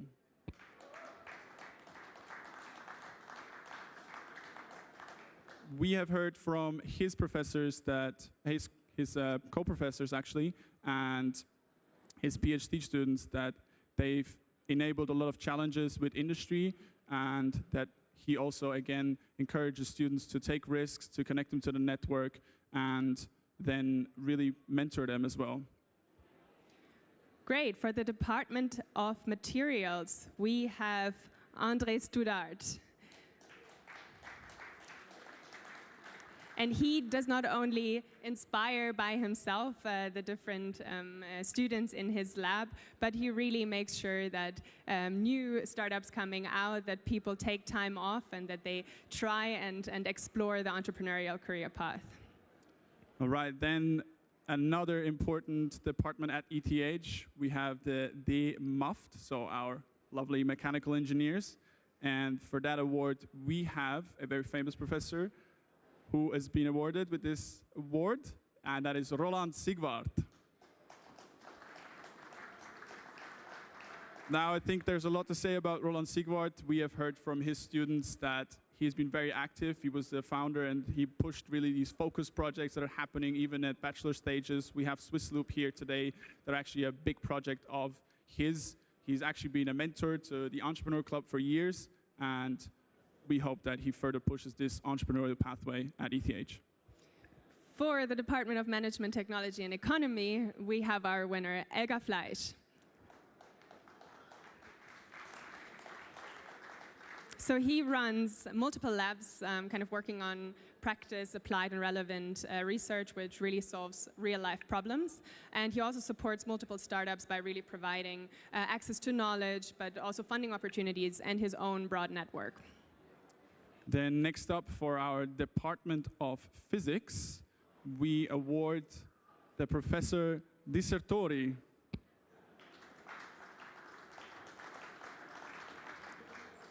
We've heard from his students that he provides the network, the guidance, the resources, and everything that's really needed to grant a start in the startup system. And he always finds a great balance between support and freedom to explore. So he's been a great support for these startups. And for the last department, Department of Environmental Systems Science, we have our winner, Tom Crowther.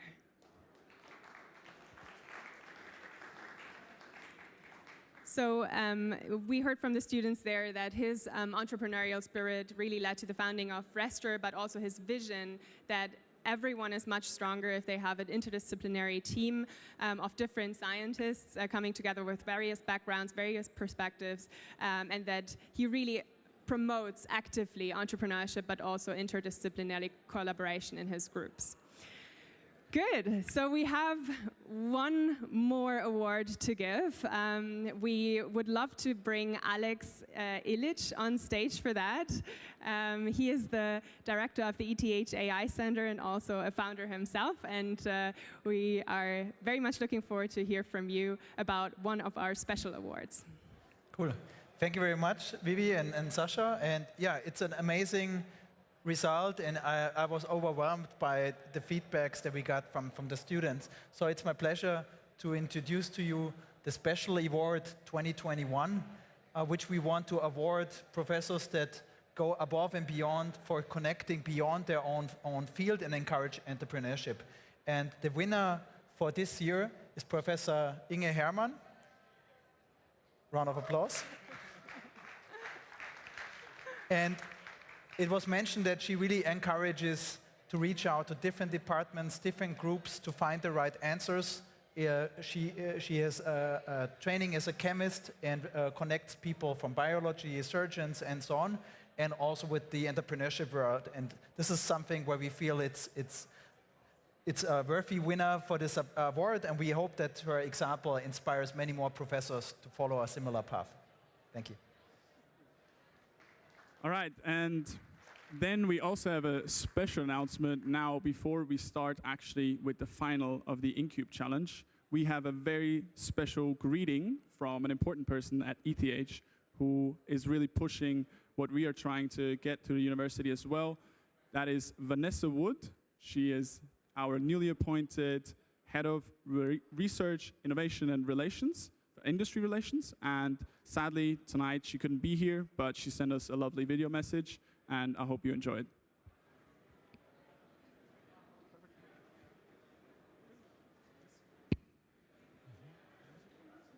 No? Good evening. I'm sorry I couldn't join you here in person, but on behalf of the entire ETH Executive Board, I'd like to congratulate the ETH Entrepreneur Club for an amazing 10 years of engagement and activities in the space of entrepreneurship. It's truly amazing what you have done.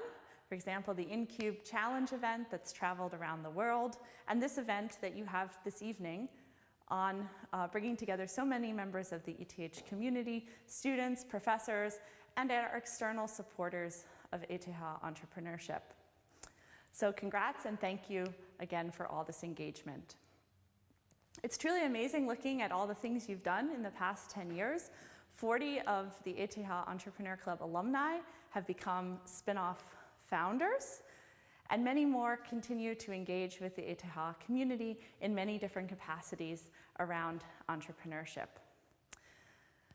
I look forward to working with Noel Speck and the rest of the ETH Entrepreneur Club team in their activities over the coming year, and hopefully in the future with the next generation, maybe some of you in the audience who will be joining the executive board in the future.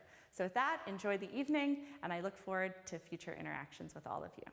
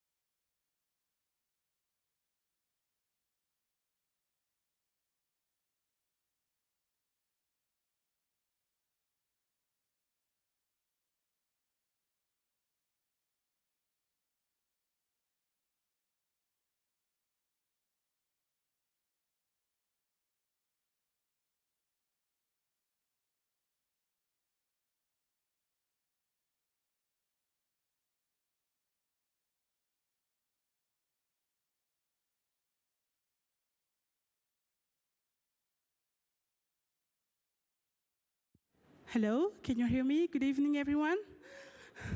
So we'll be taking a 5 minutes break, and then we'll start with the InCube Challenge competition. So please take a break, and we'll hear in 5 minutes to start the InCube Challenge. Thank you.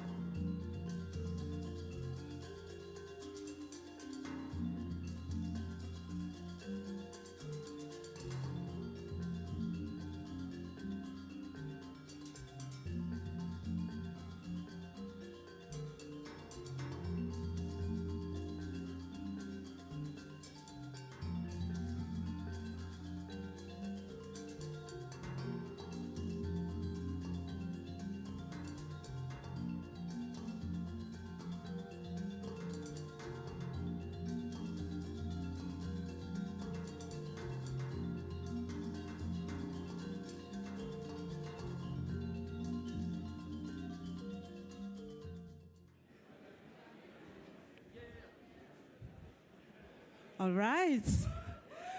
Good evening, everyone. Woo, woo!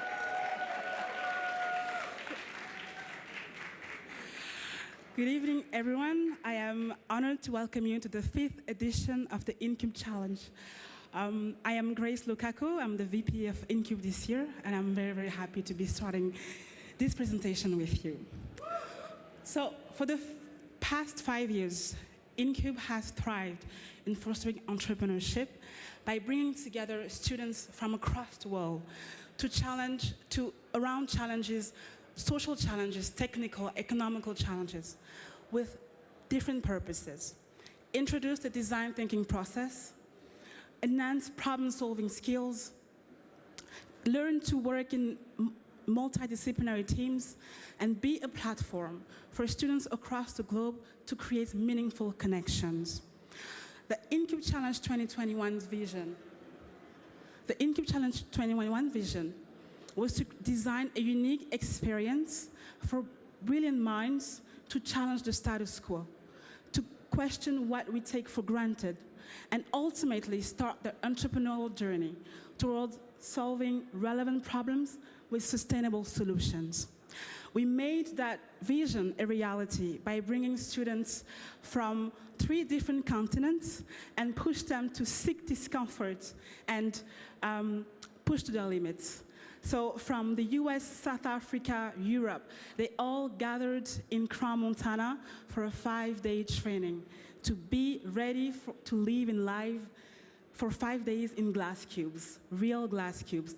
They worked there, they ate there, they slept there. And I am beyond amazed to the fact that they're still smiling today, so kudos to you. But yeah, in these glass cubes, we witnessed dedication, resilience. There were times of stress, of doubt, but throughout all that, they made it. They worked day and night on their challenges, and they're finally here today to pitch their solution to the challenge they were given. So I would like to have a big round of applause for the Cubies of 2021.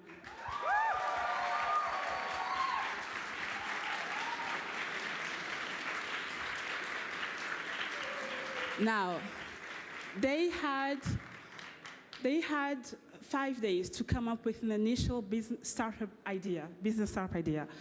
It took us over a year now, and it took a lot of dedication, a lot of passion. We laughed, we cried, we were mad at each other. It was very intense. But we made it today, we made it to this day with all of you here.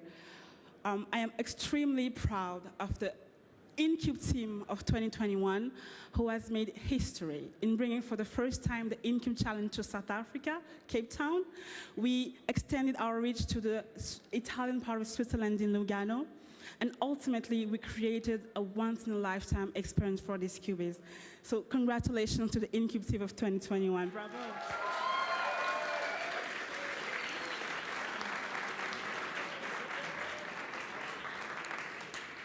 Now, to evaluate these teams, we have an exceptional panel of jury members who will have the crucial task of electing the InCube Challenge 2021 winner. I am honored to have today with me, and I would like you to all come on stage to present yourself. We have Cedric, Malik, Anil, and Viviana. Please come on stage.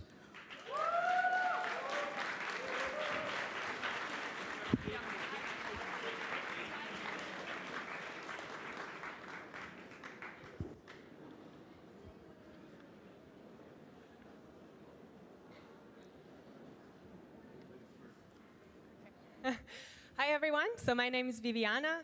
I'm the Director of Entrepreneurial Programs at the ETH AI Center. I'm also the CEO of TalentKick. A little bit about my background. I'm a business psychologist. I've worked in South Africa as well for 1.5 years. Then also led a startup, worked in private equity, and in the last years I built entrepreneurial programs for the EU and also for the Munich universities. Hi, it's a pleasure to be here. My name is Anil Sethi. I'm entrepreneur in residence at ETH Zürich. I built my first startup in 2004, exited in 2012. I have all the scars to show for it. Yeah, it's a pleasure to be here. I'm also coaching people who want to be entrepreneurs at ETH. So if you have a really exceptional idea and are desperate, ping me and we'll find time.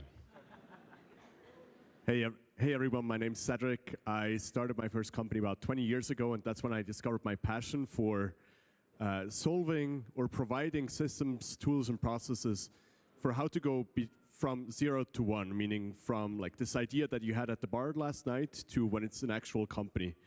And I was fortunate to go through that process myself a few times in Europe, in the US, and in Asia. And I now focus on investing in early stage teams, and I help them with financing, but also my personal experience through Tomahawk. Thank you very much. Hi guys, my name is Malik Elbay.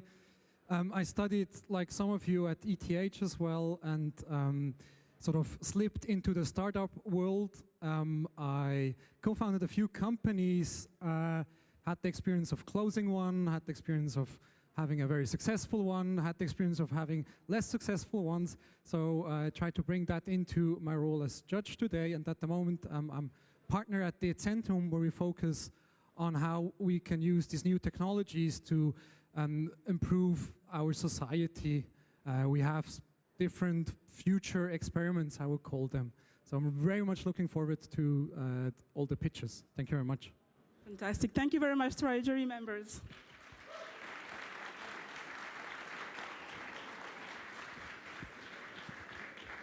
Okay, now on to the real deal. I'd like to call Natalie Calais, who will be our amazing host tonight, and we'll finally get to hear about our journey, our QBs, and everything that's been made possible this year.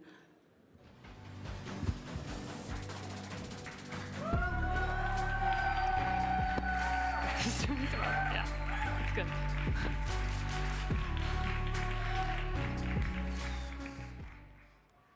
All right, welcome. Official welcome. Let's give up all our hands. Hi. Yay. Cool.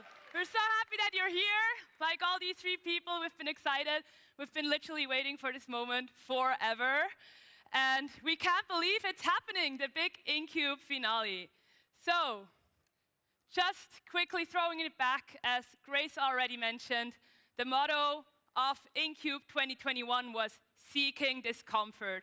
And it was not only seeking discomfort for the participants, but it was also seeking discomfort for ourselves, basically everyone that was involved, be it the sponsors, the partners, the organizing team.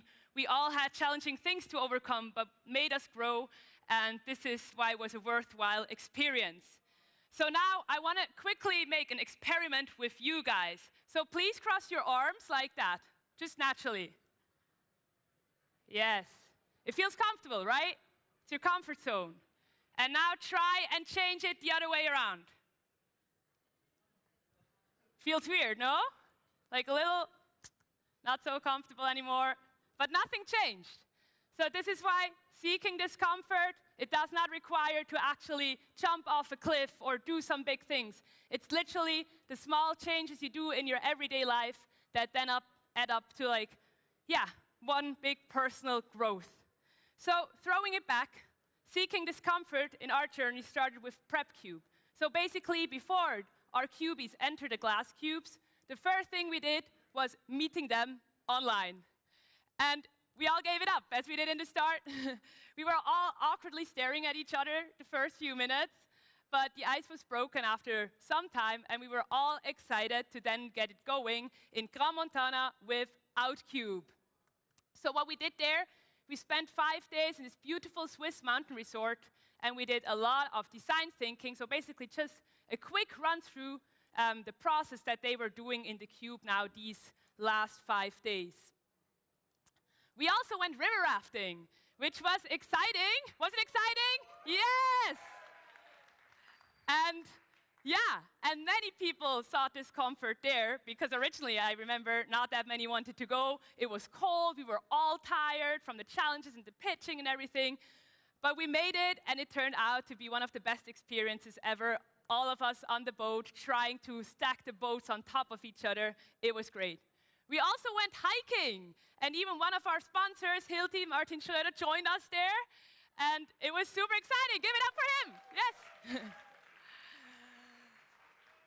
And we actually had cubies from South Africa join us in Crans-Montana, and they never went hiking in the Swiss Alps, so for them it was really an incredible experience. So now let's get to InCube 2021 though. And before I want to start with the teams, I just want to quickly warm you up because these cubies have been working hard. Literally 24/7 these past 5 days. They've been working on their ideas in this cube from morning till night. They got a little sleep, but not too much. And this is why I think they deserve a big round of applause. So now we have these rules. If I introduce the team, we're not going to applaud. We're just going to say, I'm going to say, give it up for Team Polyterrasse, and then we're going to do this. Snip with your fingers. So we try it. So I say, give it up for Team Polyterrasse. What do we do? Snip. Yes. Okay. Once the team has pitched, we're not going to snip because that's just not, we have to do a little more. So we're going to clap. So we're going to start with one clap. Let's do one clap. 1, 2, 3. Perfect. Now we do 2 claps. 1, 2, 3. And now we do 3. 1, 2, 3.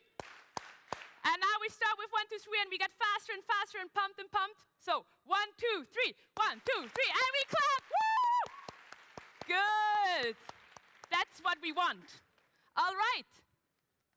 So we're going to start with Team Polyterrasse. So basically, the teams are named after places where the cube was standing. And at Polyterrasse, we had the cube, which was sponsored by our sponsor, Siemens. So give it up for them. Yeah, give it up. Perfect. And they had a fun time. So from posing for the media in front of their cube up until pizza dinners and multitasking, they enjoyed their journey. They've been surrounded by all the academics, all the tourists visiting Polyterrasse from morning till evening. People have literally been knocking on the glass wall and wanted to talk to them. So they got the whole InCube experience at once. And yeah, I'd like to call them up on stage now. Are you ready? Give it up for Team Polyterrasse. We have Mira. And we clap. Yeah, let's clap. Woo! Christian, Tim, Esme, Vincent, and their facilitator, Gianmarco.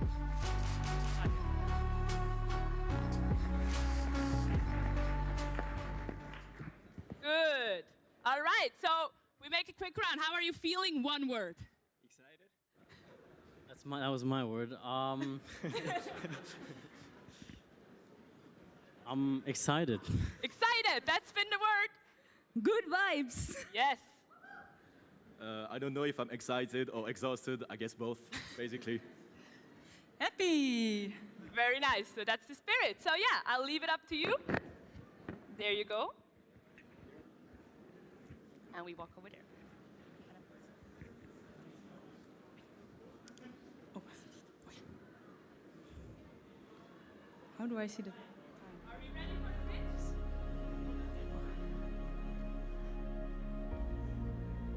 Who does the slide?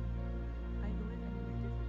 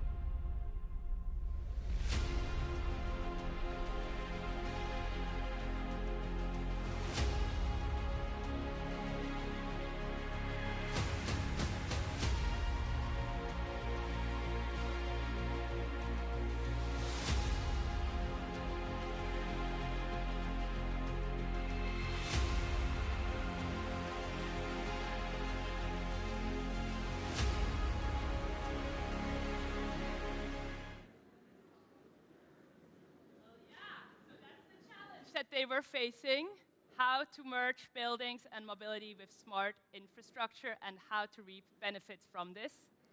And I'd say if you're ready, the time starts now.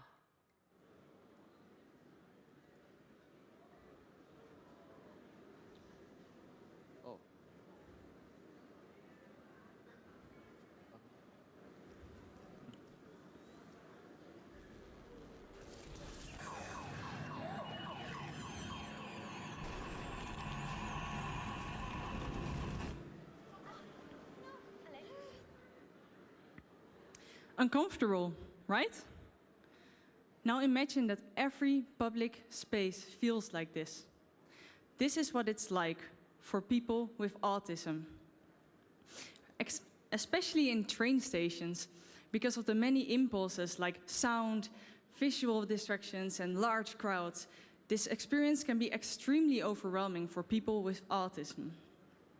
So because of this, traveling becomes a challenge, if not impossible.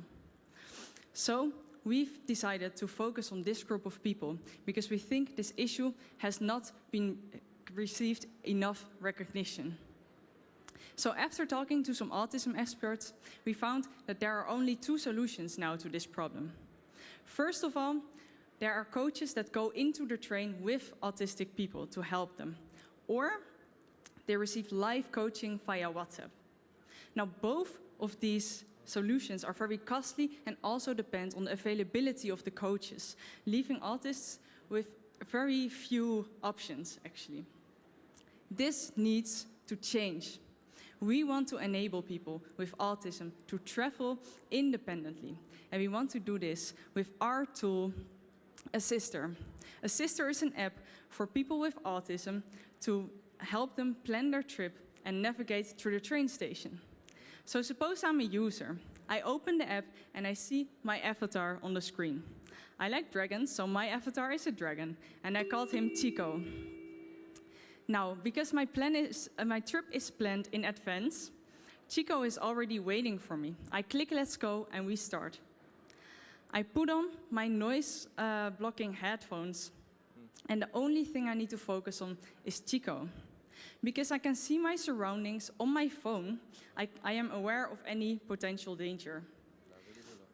Now, if there is a problem or if I get a panic attack, I can actually push on the emergency button and someone in the train station will be notified. Chico will help me navigate to the right train, even if there are last-minute platform changes, and it does so while avoiding busy crowds. So how does this all work? Yeah, so let me present how does it work. We will use already pre-implemented infrastructure inside train station to help people, to help our users. So Assister will provide an intuitive navigation experience that will help people to cope with unexpected events. It will use real-time people flow data in order to avoid to go to congested places. But how will we do it? We plan on having the MVP on 2022 with the main functionalities: augmented reality, navigation, and emergency button. This will be funded by a Swiss grants. The idea is to create it, to test it with our users, to then launch it in 2024. At this time, we will partner with public transportation companies in order to get access to their data sensors. We will be based on the subscription model that will be refunded by insurances because Assister is cheaper and more convenient than personal assistant. And we will not stop there. We will go to airports, to subway station, to make the world a more inclusive place. But how do we get sustainable ourselves? On development, we plan on having a Swiss government fund which is dedicated to helping people with disability. After development, Assister will provide value to insurances and public transportation services. But there's so much people we can help.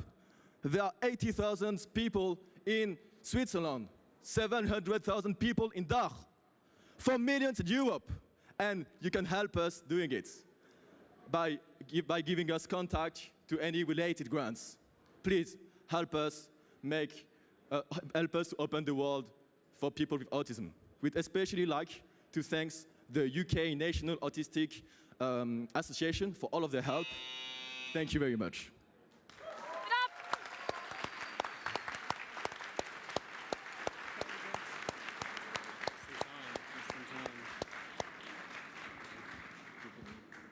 All right, we now move to the Q&A, and maybe just a quick input, which I forgot. The sound that you're hearing, this ding ding, that just means that 1 minute is over because they basically have 5 minutes for their pitch, and so it counts down, and after 1 minute, they hear this sound, and they know, okay, that's how much time we have left. All right, Q&A, here we go. Yeah, thank you so much for presenting us this star. My first question is, what are the biggest challenges that you faced? During our process, I think the biggest challenge that all of the teams faced was actually getting to the root problem. So us as engineers, we like to think of a solution before we think of a problem. And so the hardest part was actually focusing on the problem before we could actually start the solution. And looking at your roadmap, what do you expect will be the major milestones or challenges you're going to have to face going forward? What we're basically trying to sell is a medical product. So there's going to be a lot of legal, there's this big legal process. And yeah, I think that would be one of the major stepping stones in the process. Yeah, thank you very much. It's Sorry, go ahead. All right, thank you very much for the fantastic pitch. And you said your biggest challenge was to go to the root problem. How did you get there? Can you elaborate on that a little bit? Right, so initially our Siemens task was to merge mobility with smart infrastructure. And so we decided that, okay, in the world where those places already meet is in train stations and airports. And so we took HB as our example. And so we went to HB and we tried to figure out what people wanted. But since the Swiss train system is, I would say, very optimized, people were very happy with the system. So we had to think about what the actual problem was. And as me and Mira were leaving, we saw a person limping out of the train station. And we thought, okay, maybe that could lead us somewhere. And as we did more research, we figured out that SBB, for example, they have programs for disabled, and they do cater for that. But for people with autism specifically, it's not really a thing. It's not a sort of thing. Like Esme said, people with autism need coaches, but the actual travel companies, they don't really cater for that yet, and we wanted to raise awareness for that. Thank you very much. And did you think about that the solution could be applied to people with other disabilities but the same issues? Right, so we did think about that. The reason we chose to focus on people with autism specifically is because the example with them having to need coaches. If you take a person with anxiety, for example, their solution is more rooted to maybe a psychologist.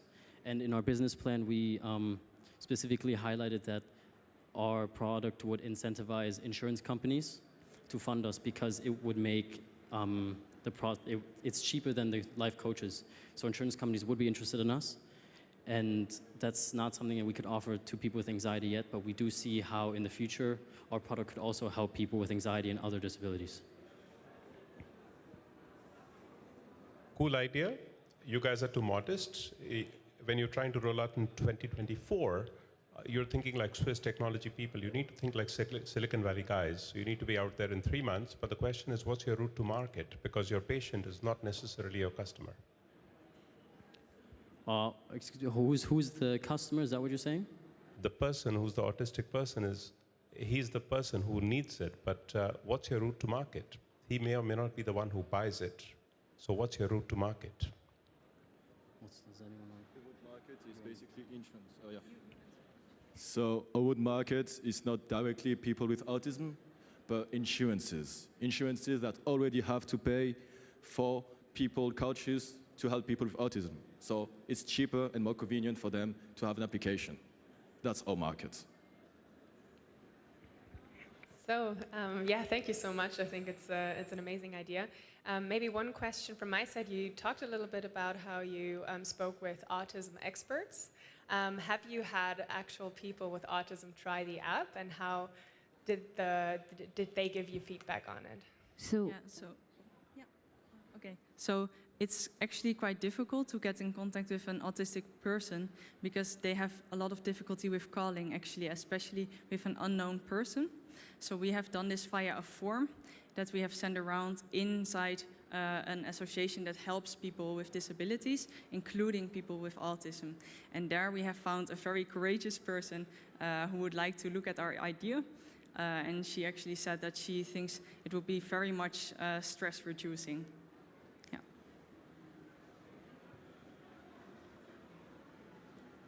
We're good? I guess that's good. All right.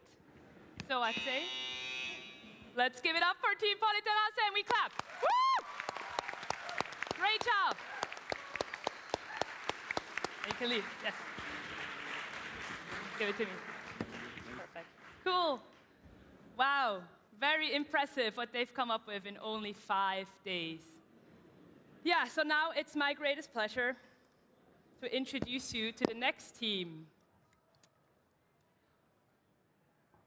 which is from South Africa. Yes, give it up for them. And I think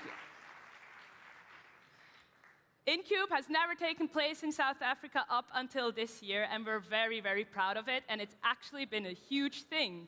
So compared to the cubes here in Switzerland, they've actually had an official inauguration ceremony where the president of the University of Cape Town, the Prime Minister of the Western Cape, as well as the Swiss Deputy Ambassador actually welcomed the cubies to this glass cube, as you can see. So they were super excited, and us as well. And yes, so the team is Nelilin, Lunga, Cheda, Sino, Lebohang, and their facilitator Christian, and we're gonna now meet them live, I guess. Here they are. Hello.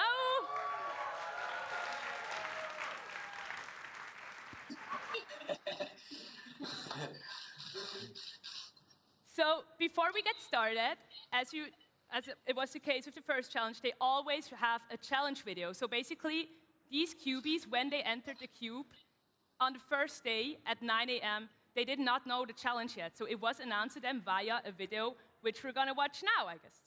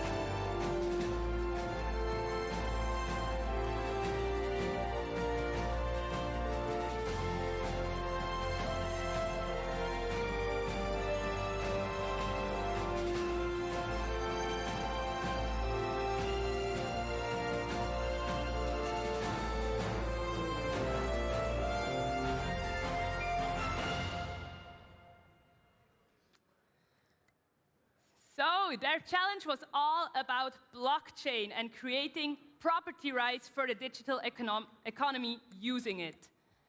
Are you ready for the pitch, guys? Yes. Yes. Yes. And you know, You get one, you get there one, it goes. you get one. All right. Have you ever met someone so free-willing? Well, I haven't. And why are we so free-willing without data then? That is exactly the problem.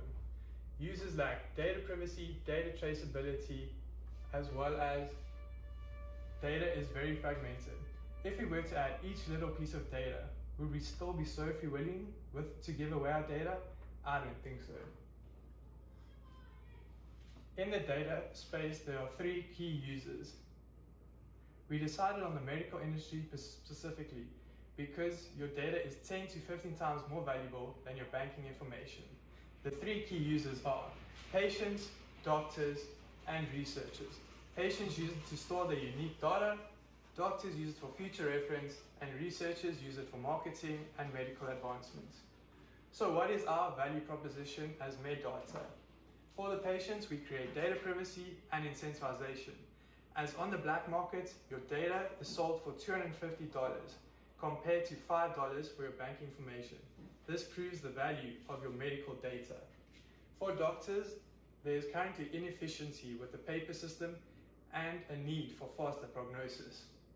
For researchers, we create a pooling system which creates greater accessibility to key data, which will help with medical advancements. what is the market size, you may ask? Well, currently in South Africa alone, there are 42.6 million patients with only 54,000 doctors. This proves the need for efficiency, as faster prognosis will result in faster and better treating of patients. There are also 1,100 clinical research organizations in the world who would love to get a chunk of this 42.6 million patients' user data. So we have our product. It has a patient, doctor, and researcher segment.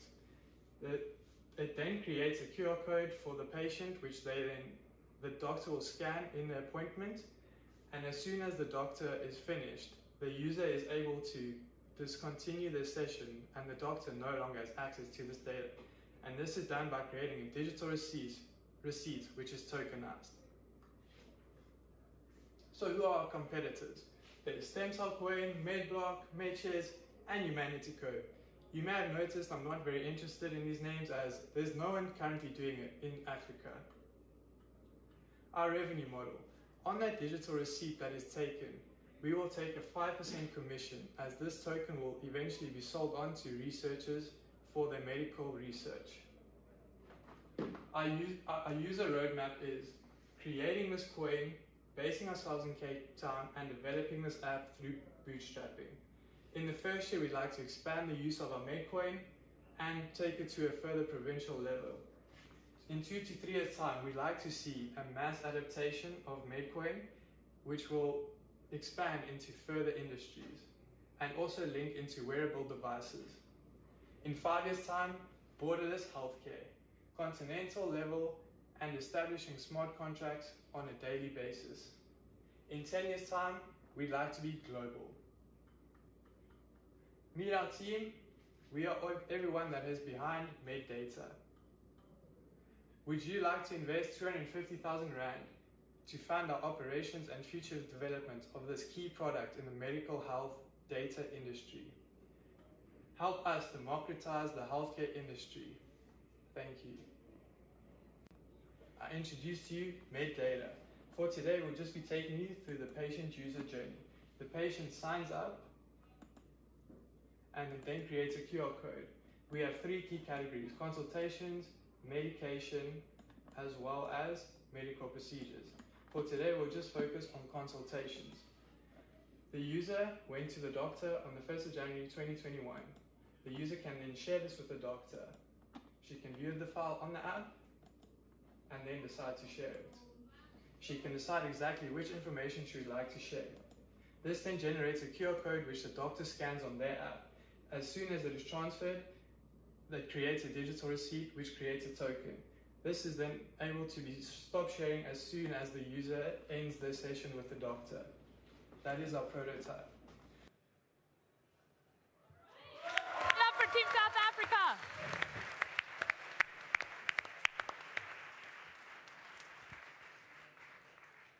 And I believe you can just go ahead with the Q&A. If you don't hear anything, please put up your hand so we know.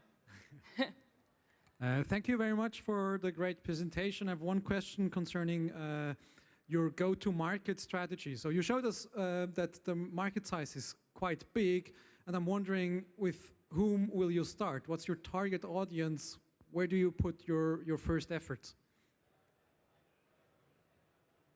So thank you. We're putting our first effort with our patients, the insurers in this sense. So we have seen that about 72% of South Africans in the say are uninsured, so they would be our go-to strategy. And then moving from there, we'll go to the doctors, because as you can see on the numbers that we had about, it's 4.2 million insurers, but there's only about 52,000 doctors, meaning that there's a big market and a big opportunities for doctors and for medical insurers, which are the patients. So the patients would be the first go-to market, because as I said, it's only a small amount.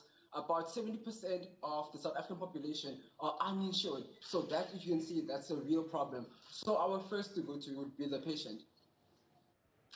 Thanks so much. One question about your fundraising efforts or your goals with that. You mentioned that you're planning to raise about 250,000 Rand, which is roughly $20,000 US. Where is that going to take you? What milestone are you going to reach with that? Thank you very much. The first thing we're going to deal with is we're going to bootstrap, first of all. So then we'll first develop the app. So developing the app is our initial strategy. After developing the app, we then start with giving it for free. So the first 3 months is free. And then 5% of the coins that they get or the money that the patients get paid for the data is what we will use as our revenue. And then from that, after 3 months, we go into subscription. So then we're also getting revenue for subscription, which is 30 Rand per person, per month. And then that is how we build up based on the number of subscribers, which we plan to increase as the years go up. And then that's how we'll start our business. Thank you. Thank you very much. Hi to South Africa. Maybe one quick question. You had very clear roles defined for your team for the next step ahead. And as execution is key for really making something successful, can you elaborate a little bit why this team is a good team to actually take this idea forward? Thank you very much. As the CEO, I would like to say thank you for this question. I have my team here, and we show strategies of teamwork.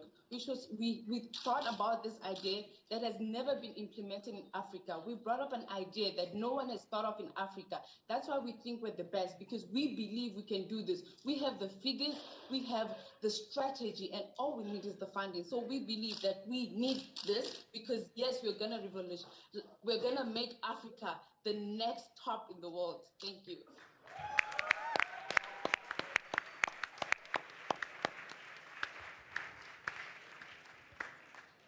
Hello from Switzerland. It's a pleasure to talk to you. Right now, you seem like an idea looking out. Do you feel there is value in looking at a specific problem looking in? Where you turn it, you focus on the specific problem because different people have different sets of challenges. They see them differently. And maybe you find more traction in that. So do you have a stepwise plan on your rollout?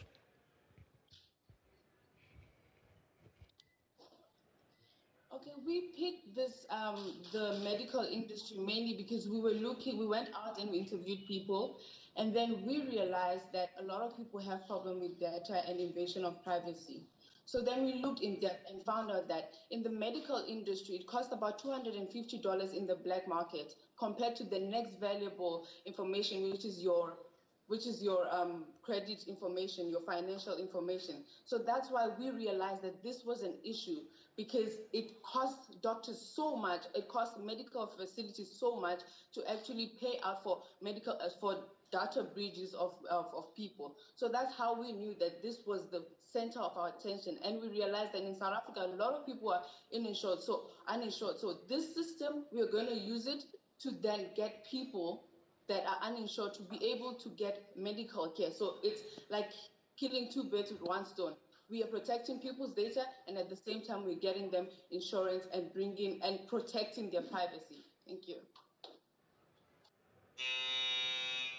All right, that was some great Q&A. Give it up for Team South Africa once more. Thank you.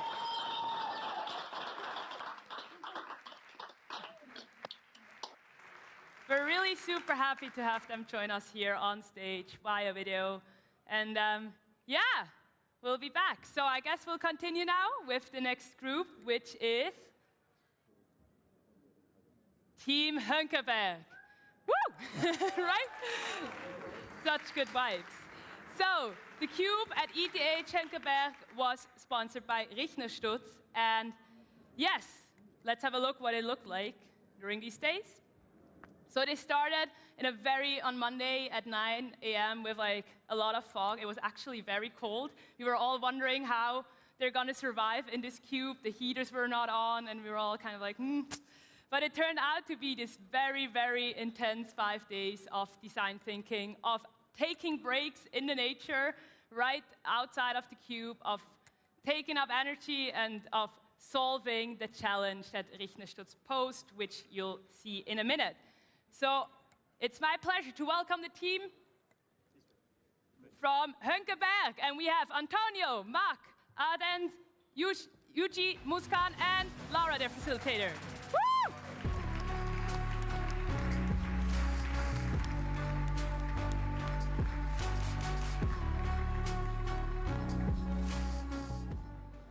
How are you feeling, Muskan? Super pumped. Good. Yes. Good. Excited, pumped, that's what it's all about. All right, so I think we're first going to watch a challenge video, so you can go over to the right, and we'll see what they've been working on in these past 5 days. We live in an age of digitalization.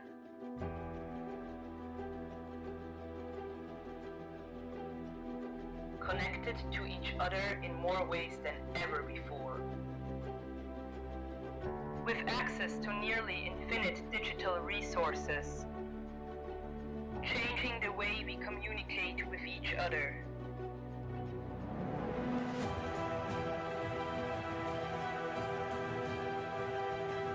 Creative and experiential communication. The world is your canvas.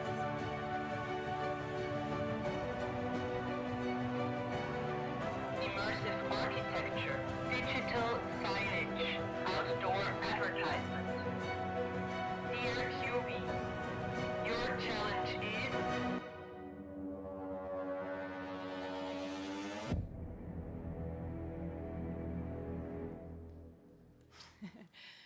Dramatic, right? So yeah, their challenge was all about how can they use technology to increase the impact of experiential communication. So not your usual communication, but experiential, which means digital signage, this immersive architecture, the normal outdoor advertisement. How can you combine digital and analog at once? And I'd say if you're ready, you might line up for your pitch. You go. And I'll hand you this. Yeah.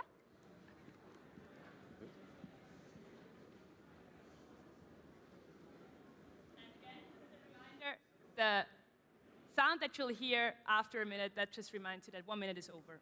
Is that good? Okay, I'd say your pitch starts now.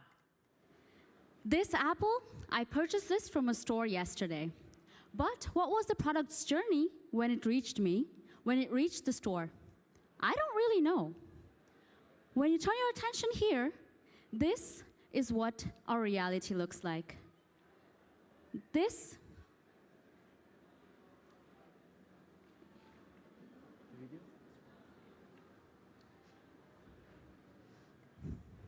Go. This is what our reality looks like. We are living in a world where we are not fully aware of what the product's journey is when it reaches us. There are unsustainable practices, there are unsustainable approaches that are used when creating the current products that we consume. So, what do? Nearly or over a third of man-made greenhouse gas emissions are from food. Now, consumer behaviors and consumer trends are changing. So are consumer preferences. The people now want to buy food that is sustainable. This means that food that has a lower greenhouse gas emission impact and also other ecological metrics. 75% of millennials, like me and you, they're willing to make the impact. They're willing to pay more for sustainable products. But there's a drawback. They lack the proper information that can help make them sustainable decisions.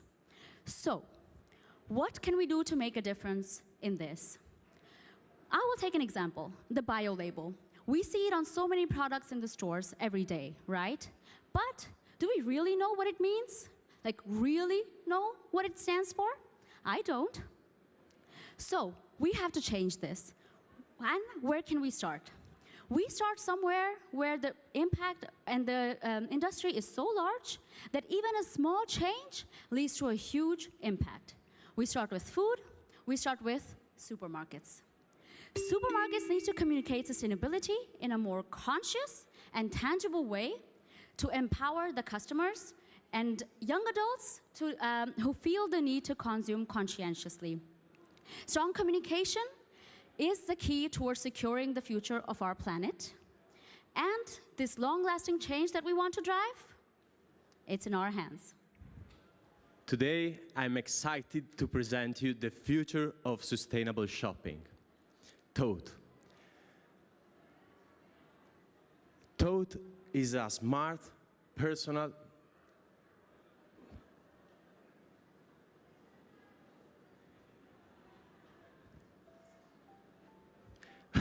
smart personal reusable bag that is yours to keep. It weighs only 100 grams and costs 30 francs. And revolutionize the way we interact with supermarkets and brands. Let me walk you through this journey.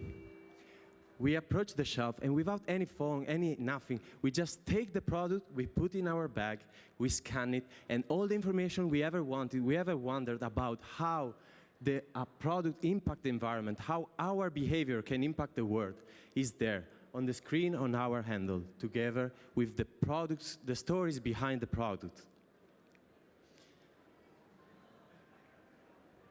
We integrated this within a seamless shopping experience and automatic payments. And the experience doesn't end at the supermarket, but continues outside, where tote becomes a symbol of values. Tote is not just a symbol of values or a way of communicating the information about sustainable products. It's really the key product for supermarkets and companies, because we can collect important, fundamental data about the behavior of the user journey within the store, allowing for in-store optimization and allowing the food companies to connect with customers, delivering their messages, their values, and building trust. On your left, you can see the revenue streams, clearly from supermarkets and food companies, because of the value we create for them. On the right, you can see our costs, mainly the cost of the production of our tote bag, the store infrastructure, and the data management, how we analyze the user behavior and provide the insights to the supermarkets. This is how we see the future for our product. In the first 2 years, we will develop a pilot program with 100 stores and 5,000 bags. And the expected revenue, and this is conservative, it is of 65 million. Then we expand to 600 stores and with an expected revenue of 500 million, and then to the whole Switzerland, up to 2 billion. By the end of the decade, we will expand globally. With an investment of only 500K for the development of the product, and Muskan, please introduce the team. So these are the minds that have been working together to bring this idea to life. With our unique experience, with our unique backgrounds and our core key competencies, we want to drive the change of the future, and we want to propel our society into more ecological behavior. So join us. Join us in becoming totally sustainable. All right, let's give it up for Team Hunkebell.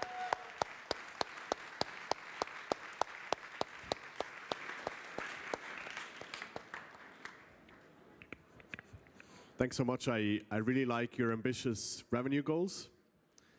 One question I had is, I think it's a pretty innovative solution to have this bag with all those built-in capabilities, but producing these bags with the screens and all the hardware that goes into it, isn't that also a less sustainable version than just reusing our phones that we already carry and own?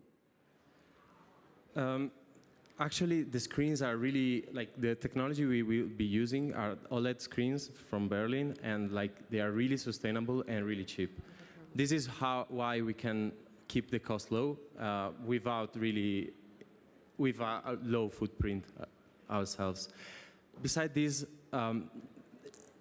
we notice also that customers usually reusable bags. Yes, we have reusable bags, but sometimes we forgot them. We buy others one. Instead, this is something really personal that clearly states your values, and they are hard to forget at home.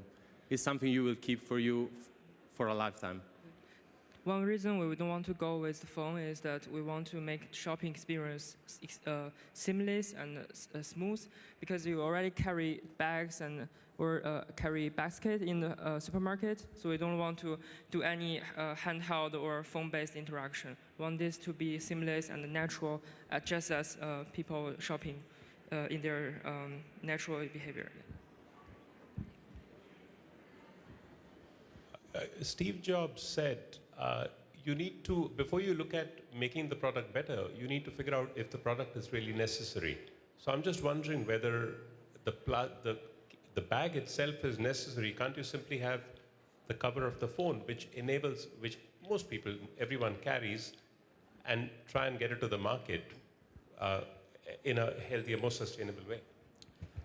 Considering we live in a society where privacy is #1 these days, we really want to deliver this message by making it bag-oriented and not user-oriented. So the journey within the store will be tracked just by using the bag and the identifier of the bag and not the person itself. So we are privacy-based by design, and we believe that people want to start using less the phones and start identifying with companies and with products using something that they can interact with other people with as well and demonstrate the values. Adding to that, if I go to a shop, I take a cart, I have my phone in my hands, with which hands I'm going to take a product. We want to make this experience seamless and easy. Okay, thank you so much. First of all, congratulations for staying cool and calm when things are not always working out perfectly. Also a very important skill to have as an entrepreneur. My question would be a little bit, have you had the chance to look at what other people, competitors have been doing? Also maybe where were their challenges and maybe where did people struggle and fail on the journey to make something like this happen?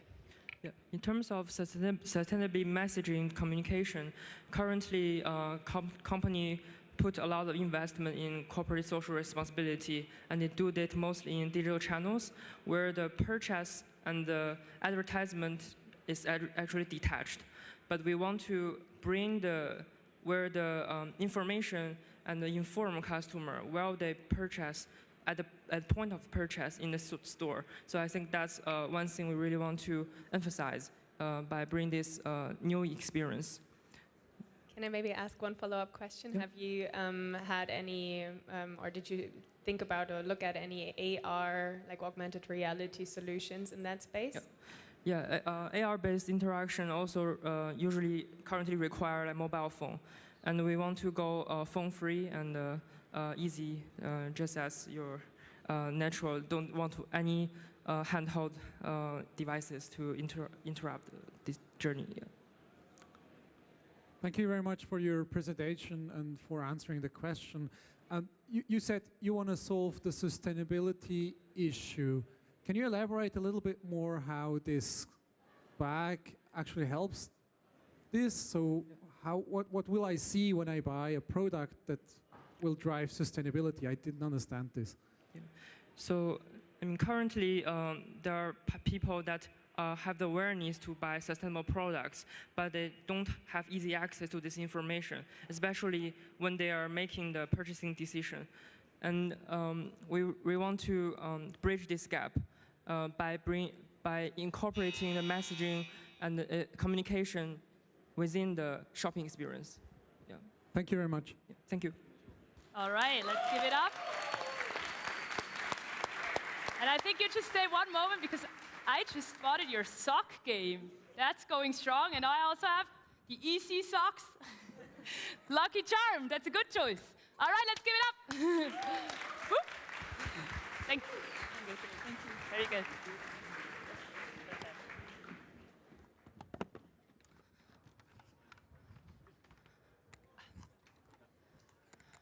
Okay, and so herewith we go on to the next team, which is Team Lugano. And Lugano has been sponsored, the Cube has been sponsored by Microsoft, and it looked entirely different than it did in Zurich, because I was actually down there on Wednesday to check out how they live there, and it was super hot. The Cube was literally in the sun from all the corners, so they had to get out and get some gelato to cool down a little before they got back into design thinking. They also learned some Italian skills down there during their time ideating. And I'd say with this, we gladly welcome the team Lugano, which is Philip, Yasmin, Yash, Jenny, Marco, and Ryan. Woo! Go in.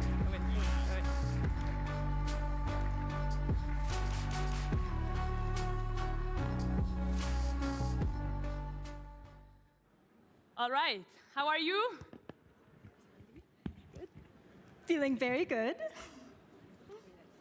Cool. Cool. So I say we start with your challenge video before your pitch. So if you can move a little over there so we can see it, I'd say let's go. It's one small step for man, one giant leap for mankind.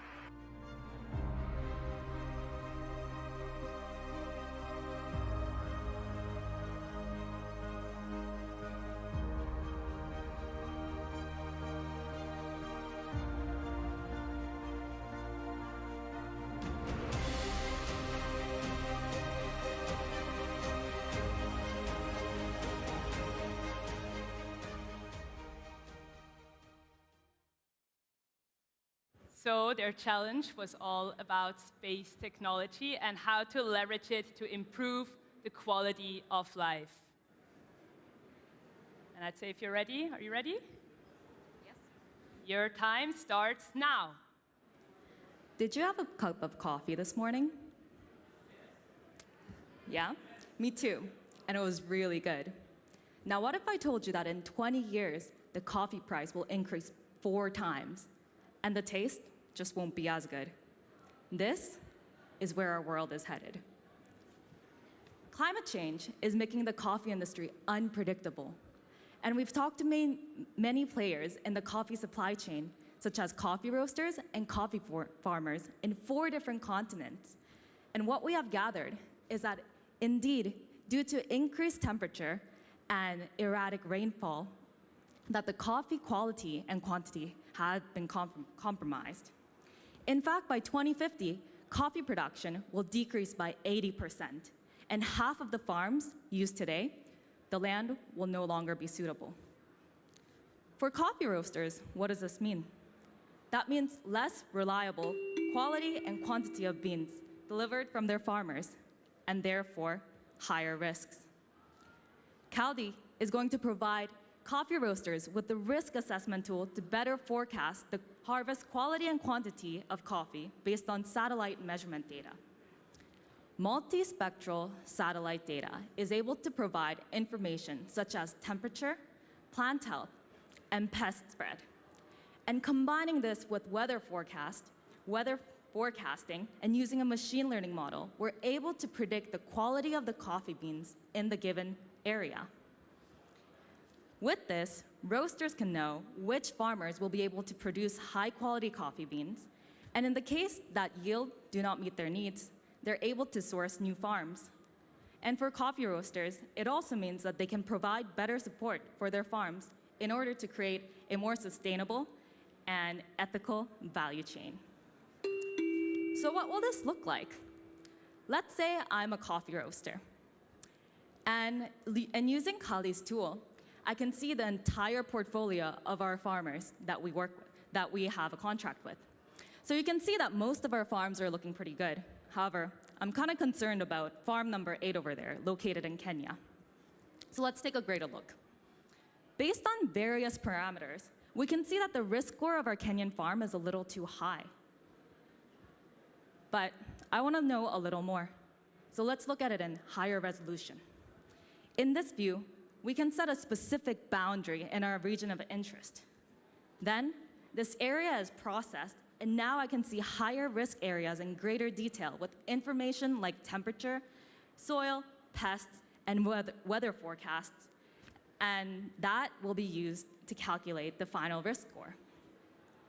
Kaldi can help me revise my portfolio and scout new high-quality farms to meet my demand. And I can focus on communicating with the Kenyan farmers in order to help support them in this unprecedented season. So you guys must be thinking, how exactly are we planning on making money? Well, we have two quarterly subscription plans. Our so-called Espresso plan offers basic risk overview at a cost of $200 per area. And our Cappuccino plan offers detailed risk overview at a cost of $300 per area. The coffee roasting market is huge, around $300 billion US, and is expected to grow annually at a rate of more than 6%. Through research, we calculated that the risk assessment market stands at $3 billion US. We plan to tap into these markets by targeting local, specialty coffee roasters, and then moving on to the global players. We have already accomplished our starting milestone, our first interested customer, vCafe from Zürich. By the second quarter of 2022, we plan on launching our beta version and then reaching our first 10 customer milestone by the end of 2023. The following years, we will focus on expanding further into the coffee business. But do we stop there? Is that it? Doesn't have to be. We plan on infiltrating other global multi-billion markets by 2028, such as the chocolate market or the wine industry as well, which will be facing similar problems by then. So help us. We are looking for contacts in the coffee roasting industry and a pre-seed investment to support us until our beta version launch. Let's not forget the taste of good coffee. Yeah.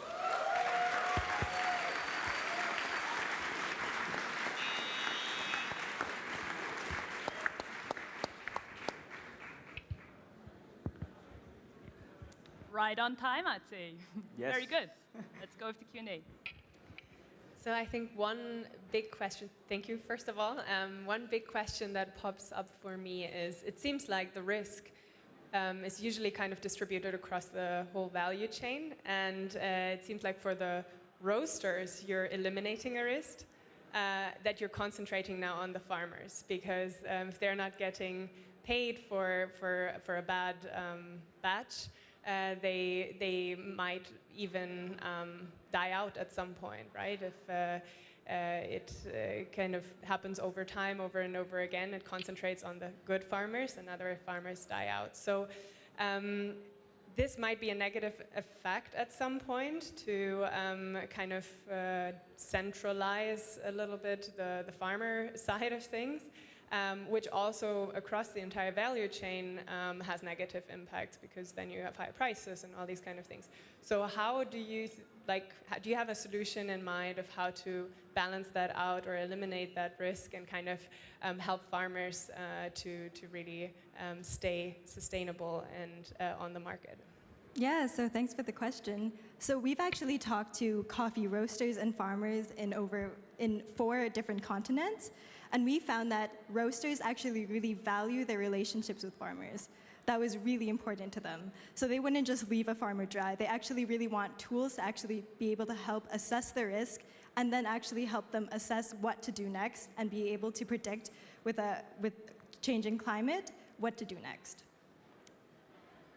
Maybe one follow-up question. How are the roasters equipped to support a farmer in this? Or would it be maybe an additional idea to kind of put something in there that there is a service from your side or something to help the farmers? So maybe can you elaborate a little bit more on that?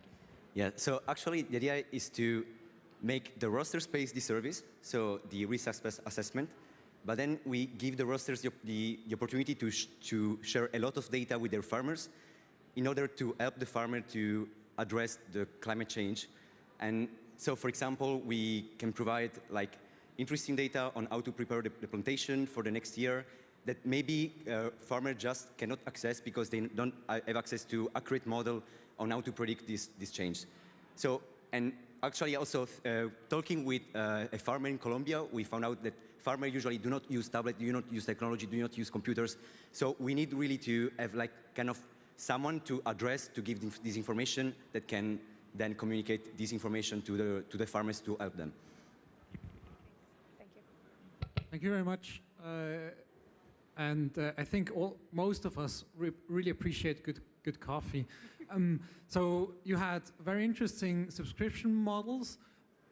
If I understand it correctly, it's the roasters that will pay for it. And you will start with the small roasters. Do you have sort of a number in how many roasters are around? How big is the market size and how your go-to-market strategy is? Yeah, so the market size is about $3 billion US dollar, as you can see here. And the go-to-market strategy is, yes, first go to the high-quality roasters, and then if we have them, we want to go to the global players, and after that, yeah, going also to other markets like wine or chocolate industries. I'll just piggyback on that question.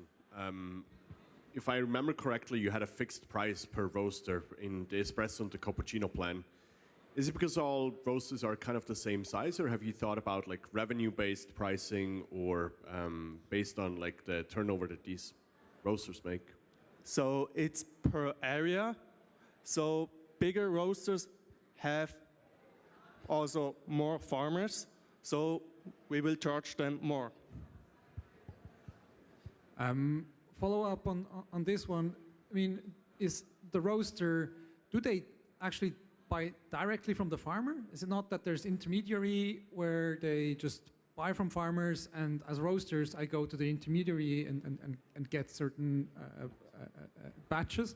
Yeah, so it actually depends on the roasters. Some, for specialty coffee especially, they'll buy directly from the farmers, but there's also import coffee companies that actually source coffee, and then roasters will buy from the import companies. So first, our target market is the high-quality roasters that still buy directly from the farmers, and the intermediary step actually only puts the contact together with the roasters. Like to go ahead? Yeah, good. All right. Yep. This is it. Good. Give it up for Team Lugano. Very nice. Should we just go? Yeah. Yeah, okay. Thank you. Great. Looking forward to my next coffee with this idea in mind. It will be good, right? Okay. So now it's my pleasure to go on with Team MIT, which are actually, they got up very, very early due to the time difference, right? I mean, now it's afternoon, but they were in a hurry to submit their slides on time, and their cube, which was not, it was a glass room, but with a lot of innovation and imagination and inspiration, it is a cube, was sponsored by our very own ETH Entrepreneur Club. And that's what life over there looked like.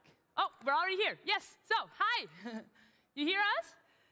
Yay. So we say hi, Team MIT. Hello, woo.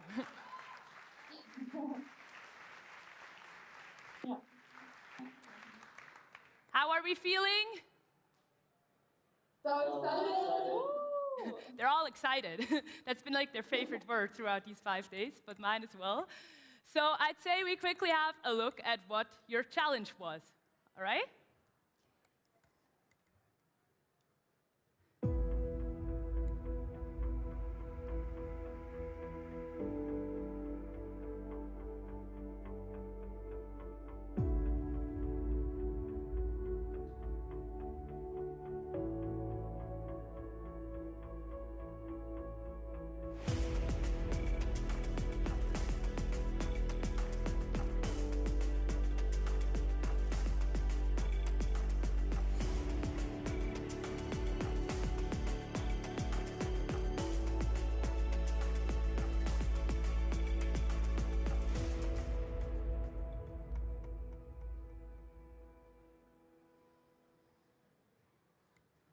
So their challenge was, how can we use technology to reduce health disparities that arise from the social determinants of health?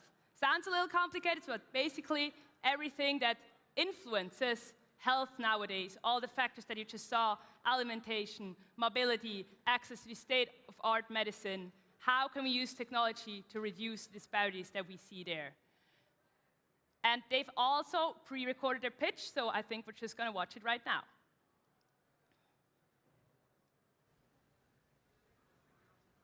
Anna is a 35-year-old low-income mother from Mississippi. She is 6 months pregnant and has recently gained a lot of weight and developed abdominal pain. She decides to take some time off from work to see a doctor. At the doctor, she waits over 30 minutes before getting FaceTime. When she asks her questions, the doctor dismisses her, telling her she's fine. She leaves with more questions than she came in with. Back at work, her symptoms get worse and she develops severe headaches. One day, she collapses and has to be rushed to the hospital where she's induced to give birth early. Anna is not alone. 25% of low-income women do not receive adequate prenatal care. And accounting for other social determinants of health like race, this statistic is even worse. This lack of prenatal care leads to severe health outcomes such as greater infant mortality, greater maternal mortality, and an overall increases maternal health care costs 2.5 times. Our problem is that women in the United States, especially low-income women, are less likely to seek out personal care because it is not easily accessible to them, or they lack trust in the healthcare systems. Whether it's due to financial difficulties, geographical isolation, or cultural distrust, this is a severe problem in the US and is even applicable internationally, where, for example, immigrant women might not understand the language of the healthcare system and not seek care. Our solution is Trula, an accessible app that virtually connects women with doulas, or pregnancy mentors, that are certified professionals that will guide them through their pregnancy. The effect of doulas is clear. When doula care is provided, mothers experience on average 22% less preterm births, and medical insurers on average pay $1,000 less per pregnancy. So how will Trula do this? Trula will allow mothers to choose between a variety of different doula services, for example, doulas in training, which are an affordable and accessible option for all. We will also provide other free sources of information, which will serve to empower and educate mothers to receive the care that they need. Our user profiles include serving mothers that are low income and providing them with an affordable option of doula care through doulas in training. We will also serve mothers that are geographically isolated by providing virtual services, as well as mothers that have previously been mistreated by conventional healthcare and need a different source of care in which they can trust. On the doula side, we will serve certified and experienced doulas by providing them with an expanded client base and an ability to work flexible hours, as well as doulas in training, allowing them to gain experience and earn an income, which previously they would not have been able to do. This is an example of our user interface. As a mother, you get to see your appointments and see the various free features we have available. You can browse through the different doulas on the platform and search to find one that you can identify with. Clicking on a profile, you learn more about the doula and are able to build trust before you even make a payment. From the doula perspective, you can keep track of your appointments, you can publish content to get your name out, and connect with other doulas for professional advice. Our business model is a pay-per-use model. Mothers can choose between 3 tiers of doulas, starting with Tier 1, doulas in training, which is the most affordable and accessible option for low-income mothers. Following this, we have 2 additional tiers based on doula experience, from which we will gain the majority of our revenue. Approximately 4 million women in the US are pregnant annually. Of these, only 6% currently use doulas. With this app, we will increase this number drastically and break into the $3 billion US maternity care market. Now, what are our competitors doing? They are connecting mothers with doulas, and that's it. Trula goes beyond. We provide access to low-income mothers, which previously were not able to access doula care. We also increase support for doulas in training, and put together, these 2 facts will increase diversity in the doula industry. Our next steps will be to start in Jackson, Mississippi, which currently has the highest rate of infant mortality in the United States. Once we grow our business, we will expand regionally, partner with private companies to offer doula care for their employees, and offer doula training programs ourselves to even more increase diversity in the doula profession. Now imagine if Anna had had Trula throughout her pregnancy. She would have had a mentor to educate her and teach her to advocate for herself and take her symptoms seriously and receive the personal care that all women deserve. This is what we foresee the maternal health care market looking like with Trula, empowering mothers with personalized care. Let's give it up for the team MIT, yes. What an impressive idea. So please go ahead with the Q&A. Does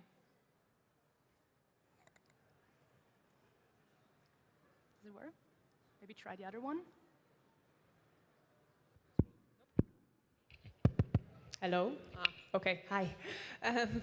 Thank you very much for the pitch. I have one question. It's a platform. For a platform, it's always super important to get a critical mass on the platform to reach a certain level. What is your strategy to get there quickly so that people actually use it? Yes, hello, can you hear me? We're going to start out with our target market in Jackson, Mississippi. We chose Mississippi because Mississippi is the state with the highest infant mortality rate. and there is research that shows doulas decrease infant mortality rates. So we're going to start with specifically Jackson, Mississippi, in order to recruit potential customers, pregnant women who would want to use doula service, and use that in order to attract doulas because we already have clients.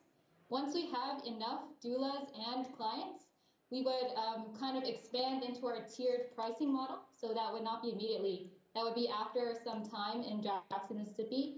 And later on, we would want to expand regionally and also perhaps partner with private companies so that we can offer better health through doula care.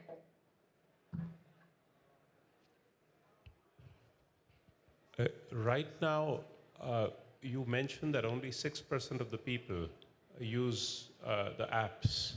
How do you get people to notice you? Because each time a new person becomes pregnant, how do you get them to notice you and get on your platform? So currently in the United States, the dominant majority of women that use doulas are white. And that 6% of women who do use doulas during their pregnancy are white. And looking from the doula side as well, 84% of doulas themselves are white. So there is a clear lack of diversity in the industry. And what our app will do is make the doula profession as well as doula services more accessible to all. So our market will specifically target not only the mothers that already might consider using doulas, but the mothers that never even considered them at all because they weren't able to pay for them, or mothers that weren't even aware that it was an option. So there's a huge market out there that we're just going to tap into with Doula. If I understood correctly, the user has the option to choose between different pricing tiers, and the lowest cost tier gives you access to doulas in training. Doesn't that further increase the disparity between low-income and high-income families? Because the low-income families are more likely to choose the least reliable healthcare service? So we understand your point, but we thought doulas in training would still be a good option to offer emotional and health support.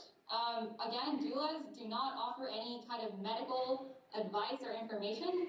They're there to guide kind of as a pregnancy mentor. So doulas in training, we really think offer the same expertise and knowledge as doulas, but they just need the experience and they're in the process of getting a certification. So in our perspective, it's really not furthering a disparity because doulas in training can really work with, a population that can't afford certified doulas, but can afford doulas without certification, but with the same kind of knowledge and expertise. Thank you very much. Is there an opportunity that insurances can sort of support your endeavor? Absolutely. So certain insurances in the US already accept doula care and midwives as something that they will cover. So that will be something that we will integrate into our app as we expand, partnering both with insurances directly as well as private companies to offer services to women, because as statistics have shown, that doula care genuinely can reduce costs for these insurance companies, and we see that as another avenue of profit going forwards.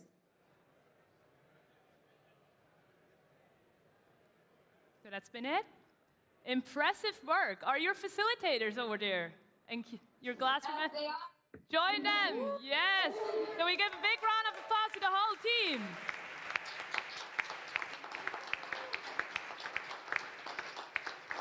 Very nice. Impressive work. It's actually been very fun because they were always 6 hours behind, so we always had to coordinate that they're on time, that they're submitting their decks, but plus 6 hours. And I mean, look at that, just 5 days and such great results. So we're already moving on to the last team. And this was Team Prime Tower, whose cube was sponsored by Hilti. Anyway, let's clap around. They're not here yet, but let's just get the spirits up a little. And this is what their life looked like in the cube. They started off with serious picks. Yeah, you come in, I'll introduce you after, that's all good, we're flexible. And they had expert talks, they had intense discussions, and yes, let's give it up for Ahmed, Ivo, Julie, Louis, Natasha, and Cherzard.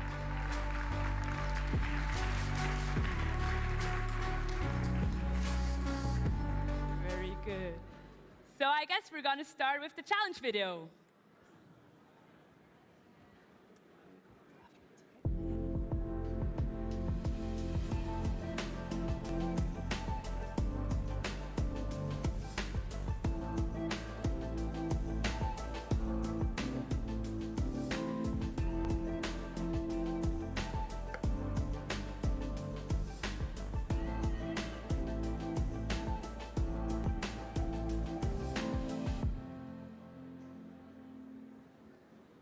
The Hilti Challenge, and it works.